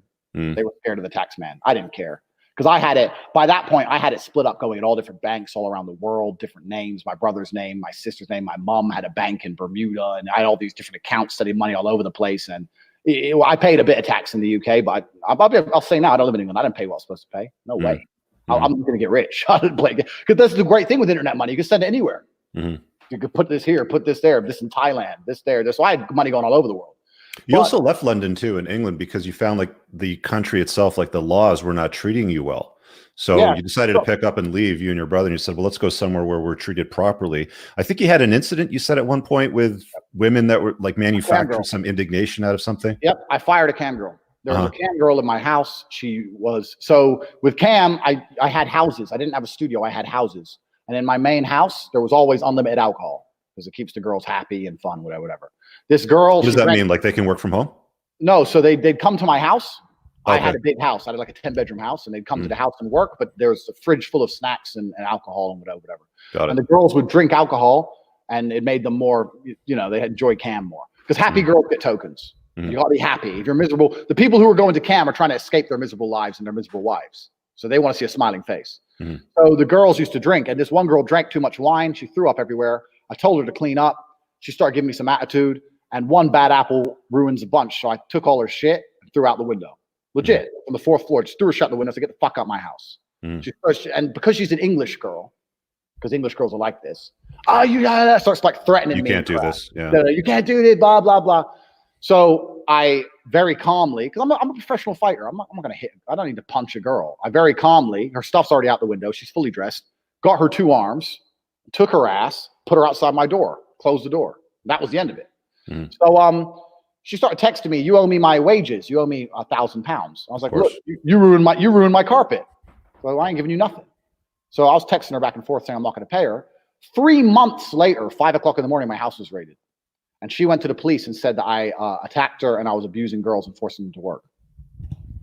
So that's because I didn't pay her 1,000 pounds. So my house was raided at 5 a.m. I was arrested. I was put in a police cell for 36 hours. My house was forensically searched. My phone, laptop, everything was taken. And even with, at the time, there was 9 other girls in the house, and none of those girls turned on me. All 9 went to the police on my side and said she was lying. It still took me 2 years to beat that case. 2 years where she was saying I hit her that day. And I thought, how can I run this business? Well, I can't even fire a member of staff without going through this. I lost 100 grand electronics. They took all my laptops, my phones. They took everything from the house. They gutted it all, the house out, forensically searched everything. Absolutely insane. This is the law of the UK. So I came to, at the time I was still fighting. So I came to Romania to fight. And when I was at a fight, I met a guy, and I met a police chief, and I told him my story. And he said, well, in Romania, if she doesn't have proof of physical, if she doesn't have physical evidence, then there's no progression. If she can't say here's a red mark or here's where he hurt me, there's no case. It's word on word. And I said, that makes a lot more sense than a girl going 4 months later to the police and saying a professional fighter hit her with no mark on her and then ruining my life for 2 years. And that was the decision to move. Yeah, I mean, like the whole believe all women started a long time ago. So, I mean, I can imagine what that would be like, the police showing up at the house with these 2 big guys, you and your brother, you know, running all these women on camera. Of course. Absolutely. No, I was guilty, bro. I was sitting in the police station. They had these 2 lesbian police investigators and one little dorky guy. And in their mind, I'm the big professional kickboxer with the money, and I have all these girls working for him, and I'm arrogant and I'm brash. I have to be guilty. And they couldn't understand in their brain how I don't abuse women. And they're like, oh, but you make women do sex work. I was like, no, I advertise a job on a computer, and girls turn up and do hours. Just like you turn up for your wages and use a computer, they turn up for their wages and use a computer. The only motivation I use is money. If they want to sleep with me, they want to sleep with me. That's completely side to the point. Some do, some don't. But in their mind, in the Western world, you're a sexual terrorist. They couldn't understand it. That's why for 2 years, they dug into all my phones, my bank records, everything in the laptop. They raised 3 new cases against me, which I eventually had to get squashed. They were out to ruin my life. It's crazy. That's the Western world as a whole. So that's one of the main reasons I left. I can't live under this system. Police are designed to protect everyone, including me. This is crazy. That girl even came out after the case was dropped. That girl, I even got text messages of that girl admitting she lied. And I went to the police and said, she's just admitted she lied. What's my case against her? Nothing. They don't care. So is it that much better in Eastern Europe? So Eastern Europe is certainly not a paradise. So let me there's a few assumptions about Eastern Europe that people have that I want to squash. It's better from a male-female dynamic perspective. You're not going to get divorce rates, none of those kind of things. But people think it's this paradise of hot girls and it's really easy to get girls. Absolutely not the case. In fact, I would say that it's harder to get laid in Eastern Europe than it is in Western Europe. And the reason for that is because Eastern European girls are far more, it depends. No, I'm going to take that back. If you're a top tier male, it's better than it is in the West. But if you're not a top tier male, it's much, much harder. Eastern European girls are still traditionally minded. They're going to look at you and go, is he going to give me kids? Can he pay for the kids? Can he give me a house? They're really like that. In the West, I think if anything, they've got less patience for BS. Yeah. At the end of the day, Roosh spent a lot of time out there. You know who Roosh is, obviously. Now he's this mountain man with he thinks he's God or Jesus or something like that. Yep. What do you think of guys like that? So this is my exact point. This is why Roosh failed, because I consider Roosh a failure with women. If you're going to live, if you're going to, he hasn't got anything to show for his life. Yeah, you're going to dedicate your whole life to women. You don't even have a woman who's going to care for you if you get sick. You have nothing. Is that it? What have you got? Like, I think that's pathetic. And the reason for that is very simple. He was in Ukraine, and Ukrainian girls want family, and they want a man who can pay for the family. They don't want a dork living in a shit apartment who's making a couple bucks off his ebooks, who can't afford anything, and has no substance to him besides going up to girls and saying hello. This is the reality. In the West, you can find a girl who's stupid enough to be like, oh, but I like him. He's funny. So she'll sit and play video games with you because you're funny. It's not easy, but you can find one. You will not find any of them here. They're very objective driven. They're smarter than that. They have better female game. So if you're a top tier male, then in some ways it's better, yes. But if you're Joe Schmo out here, it's very, very difficult because the girls are hot. And Instagram's changed the game. The whole idea that these girls are hot so they don't know they're hot, that crap's gone. I mean, these girls know they're hot. They're not stupid. They know their value because beauty's international now. It's not like it used to be localized. If you were the hot girl in Minnesota, then maybe, you're the hot girl of the town. Now that girl's got 300,000 Instagram followers. She's getting offers to go to Dubai once a week. Yeah, so you made a good point once value. where you said like some random hottie in a tiny town in Eastern Europe can have a massive Instagram following, and her entire perception of the sexual marketplace and her value changes very quickly. Yeah, she knows what she's worth. None of these girls are stupid. Absolutely none of them are stupid. And especially in a country where they feel like their only way out economically is not via a career, it's via a man. Yeah. Do you think they're going to bang some loser because he's funny? Yeah. This is not going to happen. So sorry, go on. Sorry, I was going to ask you a little bit more about the manosphere. Adam, I'm going to throw your super chat up in a minute because it kind of like segues into what I want to get into. But you and your brother have been pretty vocal about the manosphere, right? I mean, you've flicked boogers at it a lot. I think it's hilarious. I did a video last spring, summer about basically why I left the manosphere because I think first of all, it's a stupid name for the. I don't know, like the descriptive term to me sounds like something that should be on a gay nightclub from the Police Academy 6 series or something like that. And there's people that proclaim themselves king or president or whatever, but it's just dumb. It's like become a collection of people that are now essentially in the monosphere, where we've got a collection of men that have wifed up single moms, become cucked, are borderline morbidly obese, that have nothing to show for their lives at the age of 40. RSD is another good example. So Tyler or Owen or Tyler, whatever his name from RSD, that redheaded ginger guy. According to the internet, it says his net worth is $5 or $6 million from holding these conferences. Like, what's your take on the approach that these guys take to selling this narrative to men about how amazing they are? And I know many of them personally. Most of them are full of it, right? And they're not truly like, I've seen guys that claim to be experts in the manosphere that have moved 7,000 miles across the world to chase a girl, right? To like follow them down. Like, what's your take on these guys? Yeah, so the whole thing's interesting to me because I kind of got thrown into this area. I was never on I know there's like a forum, everyone knew each other. Yeah, you get sucked into it somehow. Like I got sucked into it. I don't know how. Part of any of this. I got sucked into it. And because I ran a cam business, I guess I kind of became like a name in it because I came from a completely different angle to the whole thing because I was making money from female employees. And that's how I see it. I say the word pimp and I glamorize it, but really I had female employees and they worked for me and I made money. That was it. So I kind of ended up here. There's a lot of it which is certainly garbage, and there's a lot of anon accounts talking shit and lying. There's loads of lying, and loads of it is super subjective. Like, oh, I got this 8 at the mall. It's like, bro, there's no 8 at a mall in Nebraska. An 8 is on a billionaire's boat in Dubai.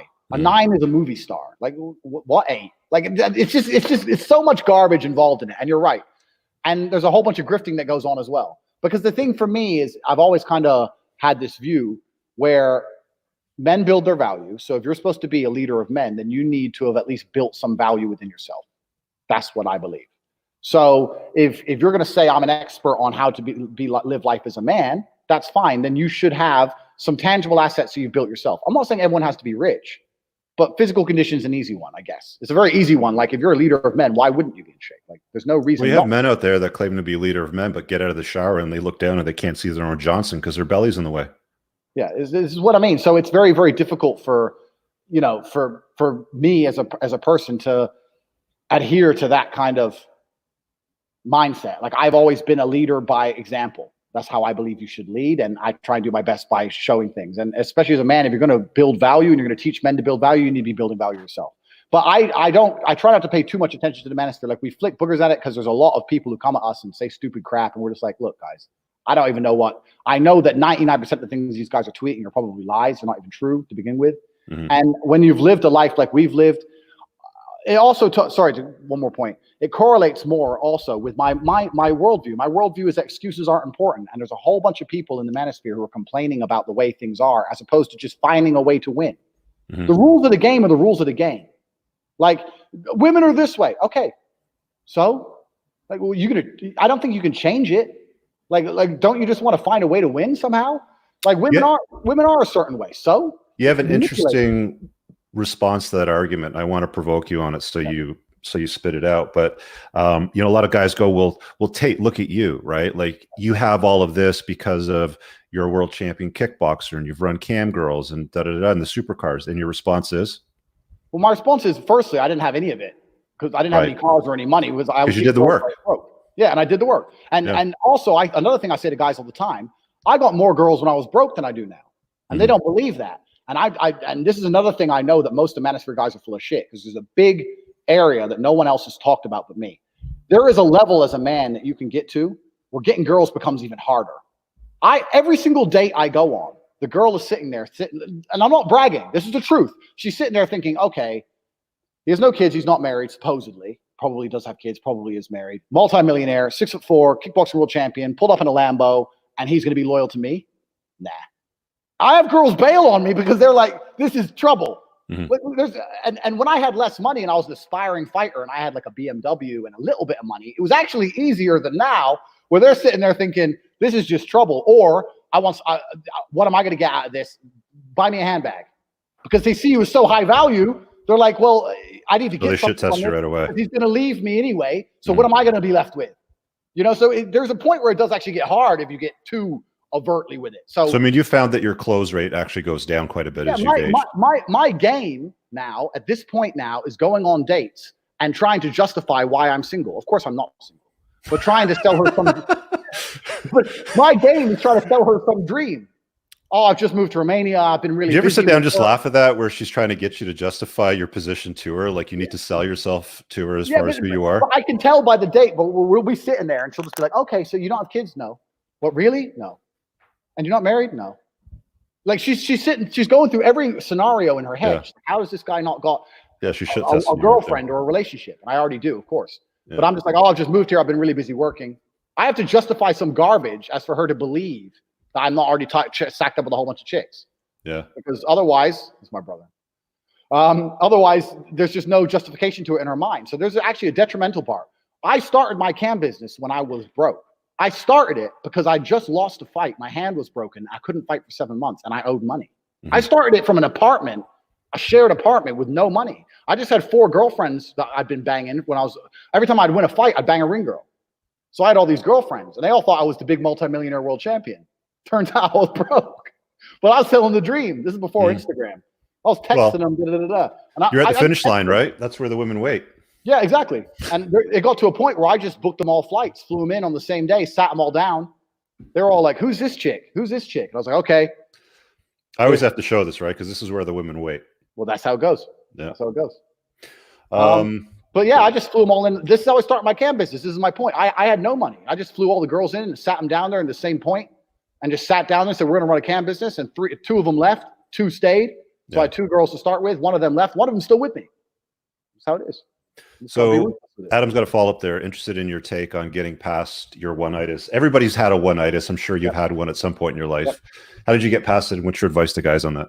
One-itis is a lack of options. One-itis is a lack of options, bro. That's all it's ever going to be. 99% of your problems with women are a lack of options. If you had beautiful women who would talk to you and would spend time with you, you would not have any of the problems you have with women. Your woman giving you shit would go away. You having one-itis would go away. You not knowing all this crap would go away. You dealing with her crap would go away. All of it is options. The more options you have from the female realm, you're going to see how quickly all the problems disappear. Like people say to me, "Andrew, what do you say when a girl says this?" If a girl says something to me I don't like, I just don't reply and I see another girl. It's not complicated. But then that girl does it, and the girl will learn, okay, if I give him shit, he just doesn't see me and he's with that bitch. Yeah. So okay, I'm going to behave because otherwise he just ignores me. He doesn't even care. He doesn't even miss me. Then they want you to miss them. Well, they're trying to get an emotional reaction from you. This is the thing about like stoicism. A lot of guys talk about stoicism and stuff, and there's no stoics in those dorks who talk about it anyway. But my point is, females feed on emotion, so it doesn't matter if it's positive or negative. They want an emotional response from you. The worst thing you can do is insult a girl because it shows she wins. She made you mad. I used to say this all the time. Before a fight, I always argued with my girls. Why? Because they know I'm susceptible. Because I'm stressed. I'm in a tuned emotional state. They know I'm susceptible to garbage. So that's when they'd start garbage arguments. They didn't care if I'd get killed in the ring. They didn't care. They just want they want an argument. Most of the time, I'm above that crap. But now I'm susceptible. They're going to come for you. So this is the thing. How do you get past? To go back to the original question, how do you get past one-itis? You got to have another choice. I mean, women are always going to replace you faster than you can replace them. But you got to have either enough balls to go without a little while, or another choice. If she knows you don't want to leave her because you can't get pussy any other way, how much respect do you expect her to have for you? Like, what do you think of the? What do you think of the real social dynamics, like Owen, Tyler, sort of guys pitching guys in these room? You know, like that. To me, it looks like a let's build a better beta sort of convention. What's your take on those sales pitches? Well, I've seen a little bit of it. I've seen like some of the things they advertise, like peacocking and dressing crazy and all this stupid crap. Yeah, some of that works, right? I mean, like there's a little bit of baseline that seems to have a positive influence, but at the same time, I mean, you look at a video that Tyler puts out, and he's this overweight, borderline obese guy, and he'll talk for an hour and say almost nothing. I mean, you could distill down everything in like 3 minutes to get the meat out of it. Like, what's your take on that angle? Well, this ties into let's go back to fighting. What Tyler's market is people who don't want to do work, and what's unfortunate about the world is that is a huge market. So people that want the cheat codes, right? Yeah, like they want to try to find some kind of shortcut. Rub a cream under your eye, lose 10 years of aging. Pop a pill, lose 20 pounds in 3 days, right? Like that's learn this magic trick, and you can be an ugly fat loser, and no girl is ever gonna fall for your trick. I mean, even if you have the best opener in the world, it will buy you 10 seconds of attention. You better have something to follow up. Like you can't just be. I say this all the time. People go, cars get girls. I say no. I'll tell you what, a Lambo gets you. Cars get dudes. Yeah. You go to the gas station and guys come up to you and talk to you. They get you 10-year-old boys who scream, woo, every time you go past. And then girls, maybe if you pull up to the club in a Lambo, when you go over and say hello to that girl, because you had a Lambo, you got 10 seconds. She's semi-intrigued, maybe for 5 seconds. If you're boring after that, she doesn't care anymore. That's all you get for your money. So they don't get girls. But the point is this. So I'll give you an example. I own a fight gym in Thailand. I don't talk about that much because it doesn't make much money. And if you own a fight gym and you make it hard, I'm talking about hard to train world champions, you're going to go broke because people don't like it because it's too hard. How do you make money in a fight gym? Well, you make it easy. You make people punch the air. You give out belts. You give out gradings. All these people think they can fight. No one can actually fight. If they actually get in a fight, they get destroyed. None of them get in the cage or get in a pro fight because they're going to lose. But these people believe I'm learning to fight. I have a green belt. Hiya, kids go, women go, all this crap. That's how you make money. That's all Tyler's doing. If he made it legit, his business is going to go down. So he sells a dream. Like the karate dojo will tell you, I'll teach you how to fight and you're never going to get punched in your face. How can you know how to fight if you've never been punched in the face? Doesn't make sense. You know, so it's just what they're doing. They're selling a dream. And that's his whole business market. And anyone who buys into that is an idiot because they ain't going to change anything. You're never going to have, I don't want to brag or nothing, but I'm probably one of the only guys on Twitter. When I put up pictures of girls, they're not stock images. It's me and my women. And sometimes I put up a girl and even people message me, and even other well-known people, and they're like, okay, yeah, she's fucking hot. You're not going to get her if you're a dork. There's no way you're going to trick her into not realizing you're a nerd. You can only fake being something so long. This is why what happened to Roosh. This is what Roosh did. He went through life faking he was something. And as soon as he got a girl and she looked beyond his garbage 2 weeks in, she was like, who is this guy? He's a dork. So she left him. He had no substance. As a man, you got to build genuine substance. I have guys message me all the time. How do I come across as alpha? I'm like, be one. That's the easy answer, isn't it? Is there a line in the sand where you'd recommend guys stop chasing women and focus on doubling down on themselves so they can become stronger, more competent, make more money, have more muscles? Yeah. And this is the thing, though, but I believe, especially like the monk mode, you hear a lot of guys talking about monk mode and stuff. Yeah, I think you can easily do both. And I'll say that because I became a kickboxing world champion while fucking women left, right, and center. So if I can do it, you can do it. Like, I don't believe you'd have to necessarily give it up but your primary focus should be always be on yourself. So if you look at these day game guys, I always give shit to the day game guys. If they were to spend all that energy they spent walking around the mall, going up to every single girl they see in the gym or building a business, they wouldn't have to go around the mall going up to every single girl they see because they'd have some value. So certainly your energy should go into yourself. But yeah, if you see a hot girl, go talk to her. I don't think females should be the focus of your life. I think females are a complement to your life. You know, I don't think it should be the one and only focus. If you wake up every day, how do I get a girl? How do I get a girl? How do I get a girl? You're going to struggle. I wake up every day, still to this day, and I go, okay, I have to train. Okay, I've done training. Okay, I need to make some money. And when all my stuff's done, maybe I'll go to the club. Maybe I'll see a girl. Maybe. Like, you know, but these men are so focused on it, and it's just not going to work because it doesn't give you time to do anything else. What do you think of Rollo Tomasi's book series? Yeah, I mean, so this is really interesting in regards to the manosphere and all this stuff. He's certainly a well-known guy. He's certainly a baseline. The lessons he teaches are really eye-opening for a lot of people. It's interesting for me to read it from my perspective because I've lived a life where I lived before the book. Like a lot of people read the books and then they go and live their life, whereas I lived a life with so many women before the books. So some of the lessons do translate perfectly. I think it's important for everyone to read. Absolutely. And I know there's some politics in the manosphere right now. I'm not getting involved in them. I think he does good work. I think the things you say are certainly important. I think that he doesn't necessarily give a prescription. He highlights the problems. The prescription is much harder than the highlight to the problems. I think everything he says is correct.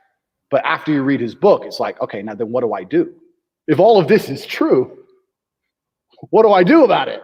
And I think that's where men struggle. And I think if Rollo could come up with that prescription, he'd be a trillionaire. But it's not easy. The prescription's hard. Yeah, he shies away from prescribing solutions to problems. And I know he's talked about that publicly, so that's not really a secret or anything like that. But I think that, like, when I read the book, I was in my early 40s. Like I'm 47 this year, right? So I mean, I was in my early 40s and I read this thing and I'm like, wow, okay, so a lot of this starts to make sense. I'm seeing the dots connect. I mean, I kind of had a clue to begin with, and that's sort of how I got into pivoting my videos. Like when I started the channel, I was Entrepreneurs in Cars. I was like, you know, successful entrepreneur, I had lots of friends with cool cars. Let's get together and do some videos. I did McLarens, Corvettes, Z06, like all kinds of stuff. And then I ran out of friends with cool cars, right? Because I keep a tight network. So I was like, all right, fuck it. And somebody said one day, you should do a video on the kind of women to avoid dating. And that's kind of what pushed me into what I got sucked into, which was then called the manosphere. And I'm like, there's a lot of good information. Like, I think that Rollo's book series is easily one of the first things that most men should comprehend, but then they need to go and double down and do the work. And the unfortunate part is I see a lot of guys that are like, you know what, now that I've seen the code in the matrix for what it is, you know, you see the code kind of falling down the matrix, like in the movie, this is not worth it. I don't want to do this work. This is a really good point. No, I agree with you, but this is a point that I've learned in my experience with women. I don't believe, okay, in what I teach and my things, I do have one test. I have one test I implement on girls to see if they're a good blueprint or a bad blueprint. And I say blueprint because I believe you make women. I believe if a man respects, a woman is a reflection of her man. So people look at my girls and they'll go, okay, he's got this hot girl who cooks. I've had people live with me. I've had people from like even AJ came and lived with me. People came and live with me and they're like, she cleans the house. She cleans after the dog. She cooks. She does everything you say. She lets you go out. You're out cheating. She doesn't care. She's nice to you. She did, and how? And it's like, it's not a matter of where did I find her. It's I made her that way. A woman's a reflection of her man. So when people say, oh, how do I find a good woman? I don't even agree with that necessary terminology so much. If your life is in order and you're a man worthy of respect, most women are going to respect you. Most, not all. There's the odd idiot. But in general, if your shit's in order, you're going to be fine. So when people say, if you're constantly having women cheat on you, the problem's with you. I'm telling you now, I haven't been cheated on. And I'm trying to think when the last time I got cheated on by a serious girlfriend. 10, 15 years? Where's she going to go? Cheat with who? It's just, I don't have that problem. If every girlfriend you have is cheating on you, there's got to be a point where you look in the mirror and say, okay, maybe this is something to do with me. It can't all be women. Like it takes two to tango. So this whole idea, people say to me, where do you find good women? And I say, look, a woman's a reflection. If you're a good man, you'll see women. And there's a whole bunch of rules in the manosphere that I disagree with. I've had girls I fucked the same night who've been fantastic girlfriends. I've had girls who made me wait who were not. I've had girls who, from single parent father with no father who were good. Girls with fathers who were bad. Blah blah. Okay, so what are some of the rules that you've seen have been violated in your own view? Say again, sorry. some of the rules that the manosphere sets that you violated, saying, no, that's not correct? Yeah, I think nearly every single one of them. I've seen the idea that, if a woman has tattoos, she ain't worth anything. I know girls with tattoos who've been loyal to me for a very long time. I know I've slept with girls first night and they've been good. I've had girls who have no father in their lives who are fine. I've had all these rules. And I think a lot of it is because of who I am as a person. Are any of those rules, and I'm going to push back here because, I mean, I've got a chapter on red flags. I don't know if you've seen it, but there's 20 red flags, and one of them is tattoos, piercings, and daddy issues. Yep. And I explicitly say in the daddy issues one, like, if she's not done the work on whatever issue she's got with her father or any reasons why she, I'm going to have to get up to kind of read it through, but I mean, like, if she doesn't value men and she feels disrespect towards men and she doesn't value masculinity, if she's not done the work on that, she's always going to have that issue carrying forward. But some women will do the work, right? So there are exceptions to that. Do you think women self-reflect? Do you think women do work? No, most of them. This is going to be really interesting because I'm actually really glad we're having a podcast with like opposing views, but I've never met a woman who sat there and thought, I don't agree with anybody. And I'm very cool to disagree with people at any given time. We can have that conversation, but you're right. Most people don't, or most women don't self-reflect and take ownership. There's a very, very small handful of women that do. In my experience, I've never met a woman who's ever decided the problems with her and done any work on herself ever. Yeah. Besides how she looks. That's all she met. I'm going to be honest with you. I've only met, I think, 2 women that have really done the work on themselves. Yeah. Most of them will just point and sputter at the world and say, it's not my fault. I'm the victim, and they carry around that victim mindset. Well, if a woman, so let's go back to the point of daddy issues. If a woman doesn't value masculinity. Yeah. If a woman doesn't, let's chat in a second. Cool. I absolutely have loved a girl. I love women now. I've absolutely, listen, there's no, people seem to struggle with this concept. I can love you with all of my heart, but if you piss me off, I will still kick you out. Yeah. It doesn't mean I don't love you, but there's limits, there's lines I will not cross for my own sanity and my own self-respect. I adore you, but if you take the piss and you push me too far, you're out. That's it. Yeah, that boundary's crossed. That's what it is. And people go, well, you don't love her then. No, love does not mean you've sacrificed your entire soul.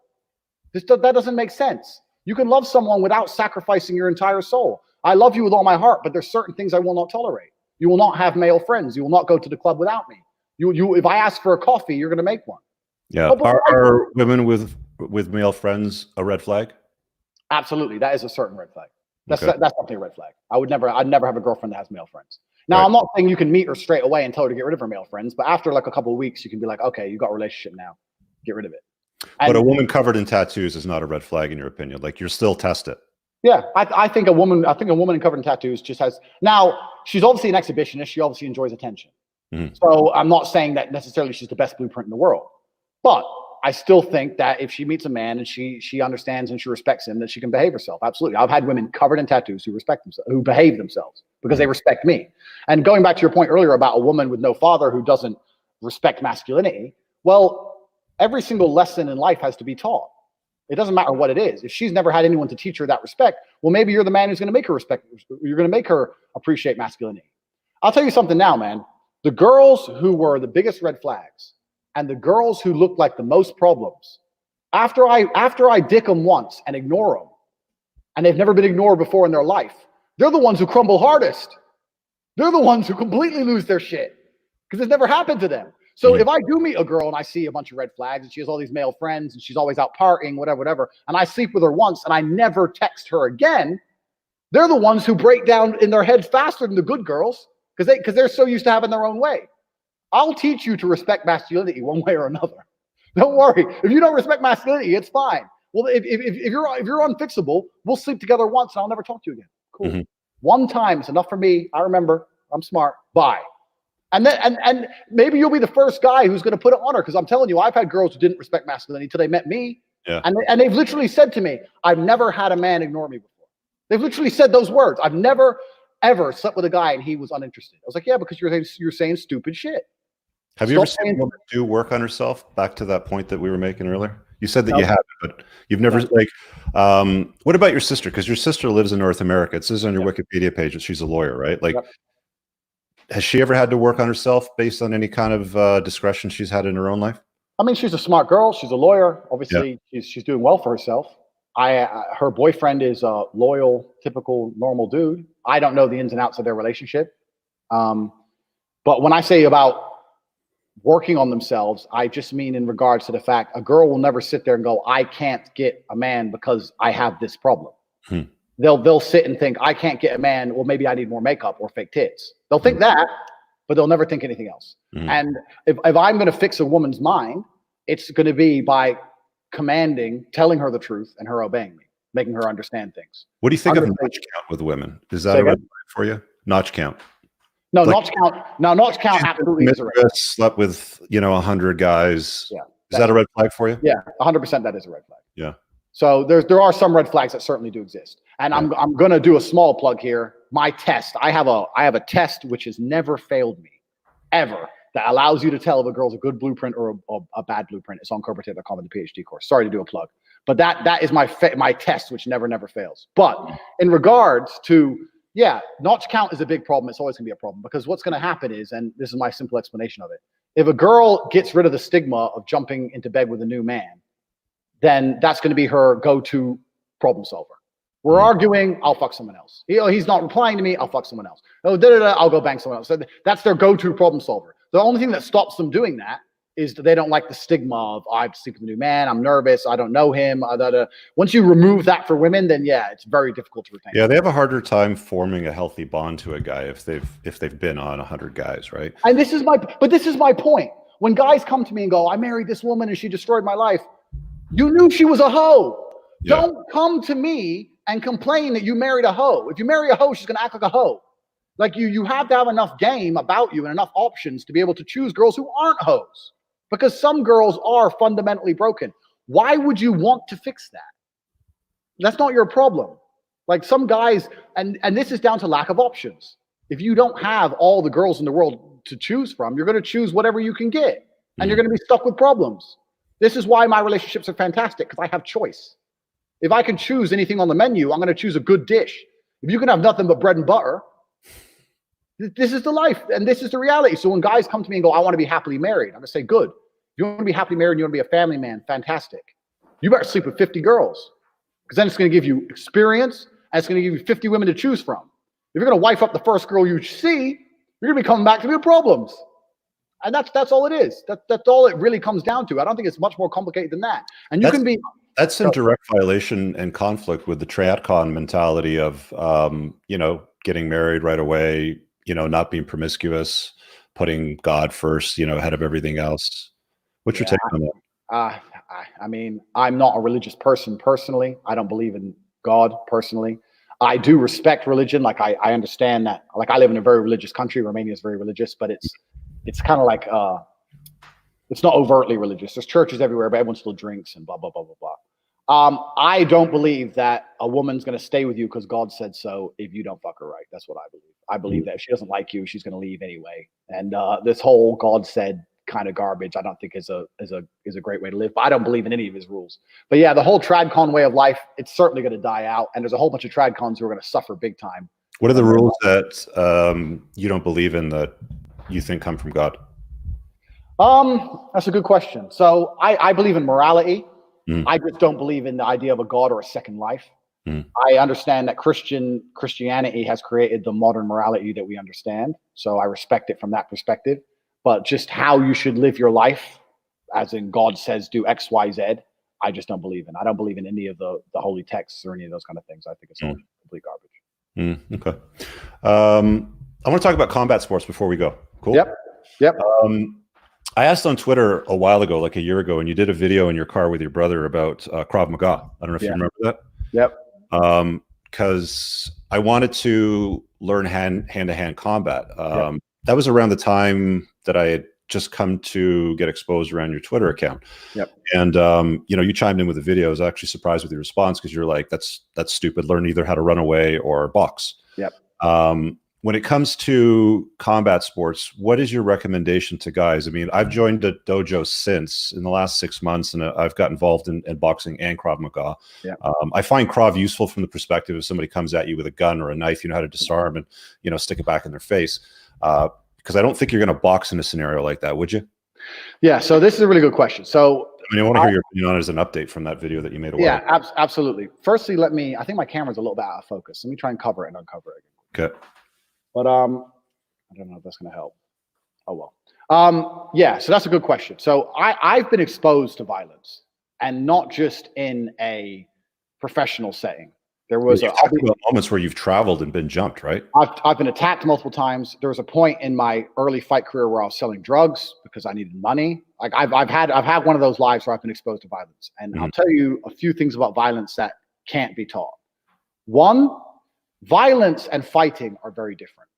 So when you learn to fight, this idea of I'm going to fight, this is my problem with Krav Maga. I'm going to fight this guy with the knife, and I'm going to fight him. Violence isn't a fight. Violence is you're sitting down in the restaurant, 4 guys running with knives because they want you dead, and they all start stabbing you. Violence is quick and it's random and it happens by surprise, and there's nothing you can do to survive most violent scenarios. If a guy with a gun wants you or me dead, we're probably going to die. I mean, maybe we can pull something off, but 99.9% of the time you're eating bullets. That's the reality. That's the reality of violence. Krav Maga, I have a problem with it because it teaches a sense of security which simply doesn't exist. I've been stabbed, and 3 of my friends have been killed. And I can tell you about how being stabbed works. The idea that you're going to grab a knife and move his arm, it just doesn't happen. They come at you fast. It comes out of nowhere. They're wielding this knife around from all over the place. And usually, especially in London nowadays, there's 3 or 4 of them. You're dying.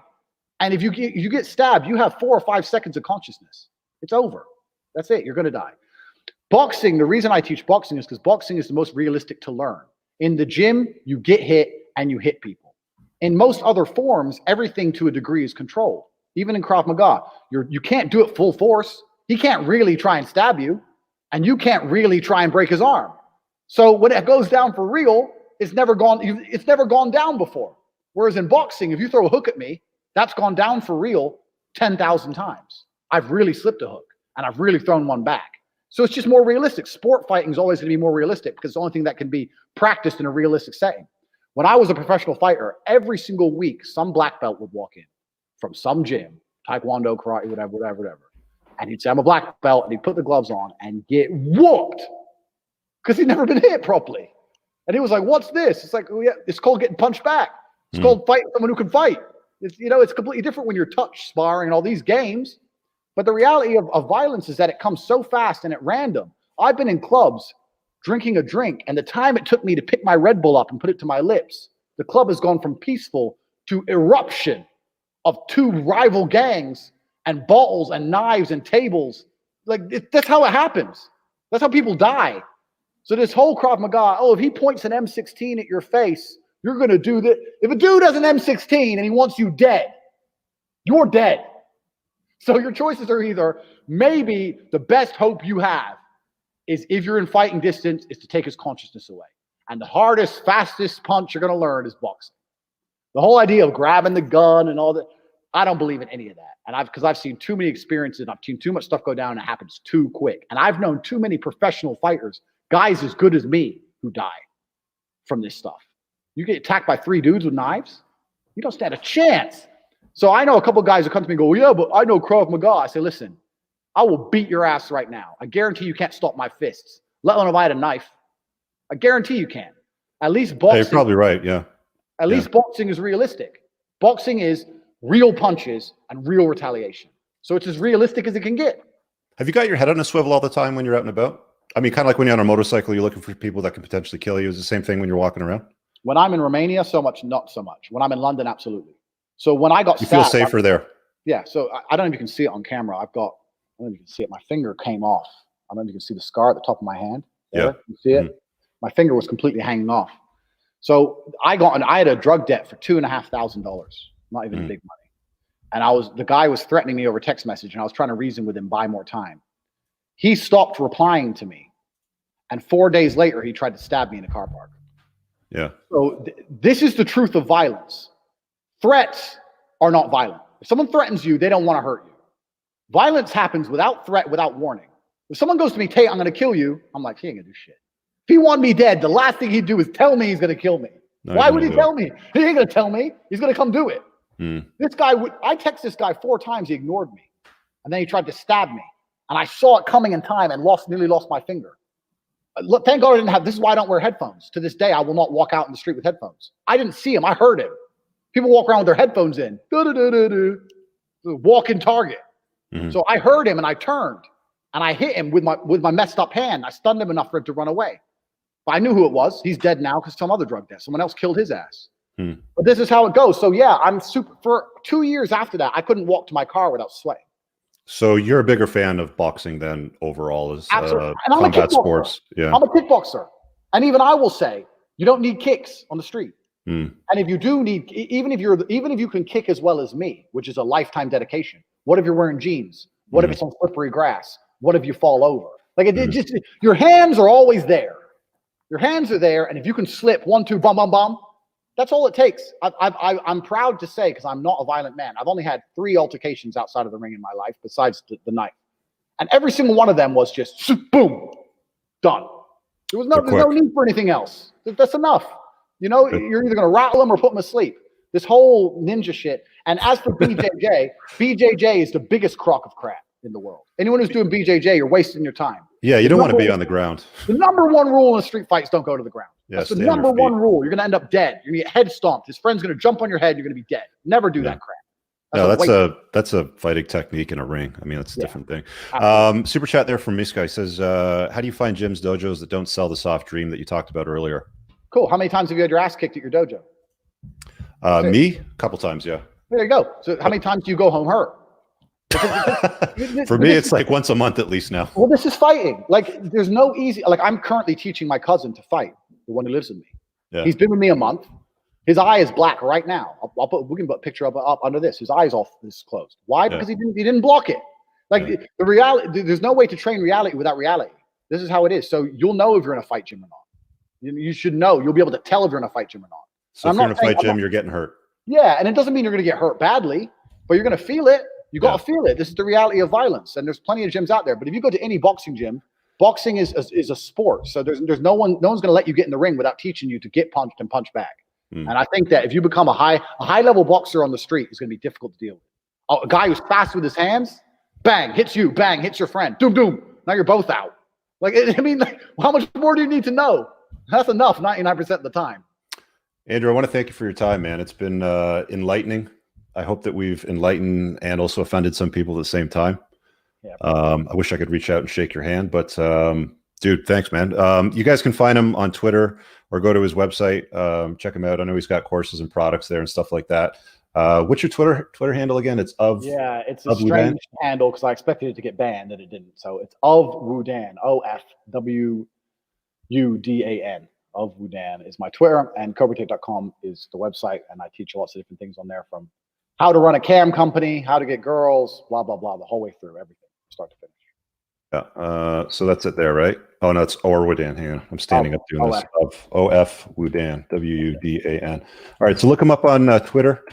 Spelled that wrong. Apologies. Throw that back up. Do it the right way. Perfect. At of Wudan. So check him out. Andrew, thanks for your time, man. Really appreciate it. Thank you, friend. All right, going off the air. Thanks.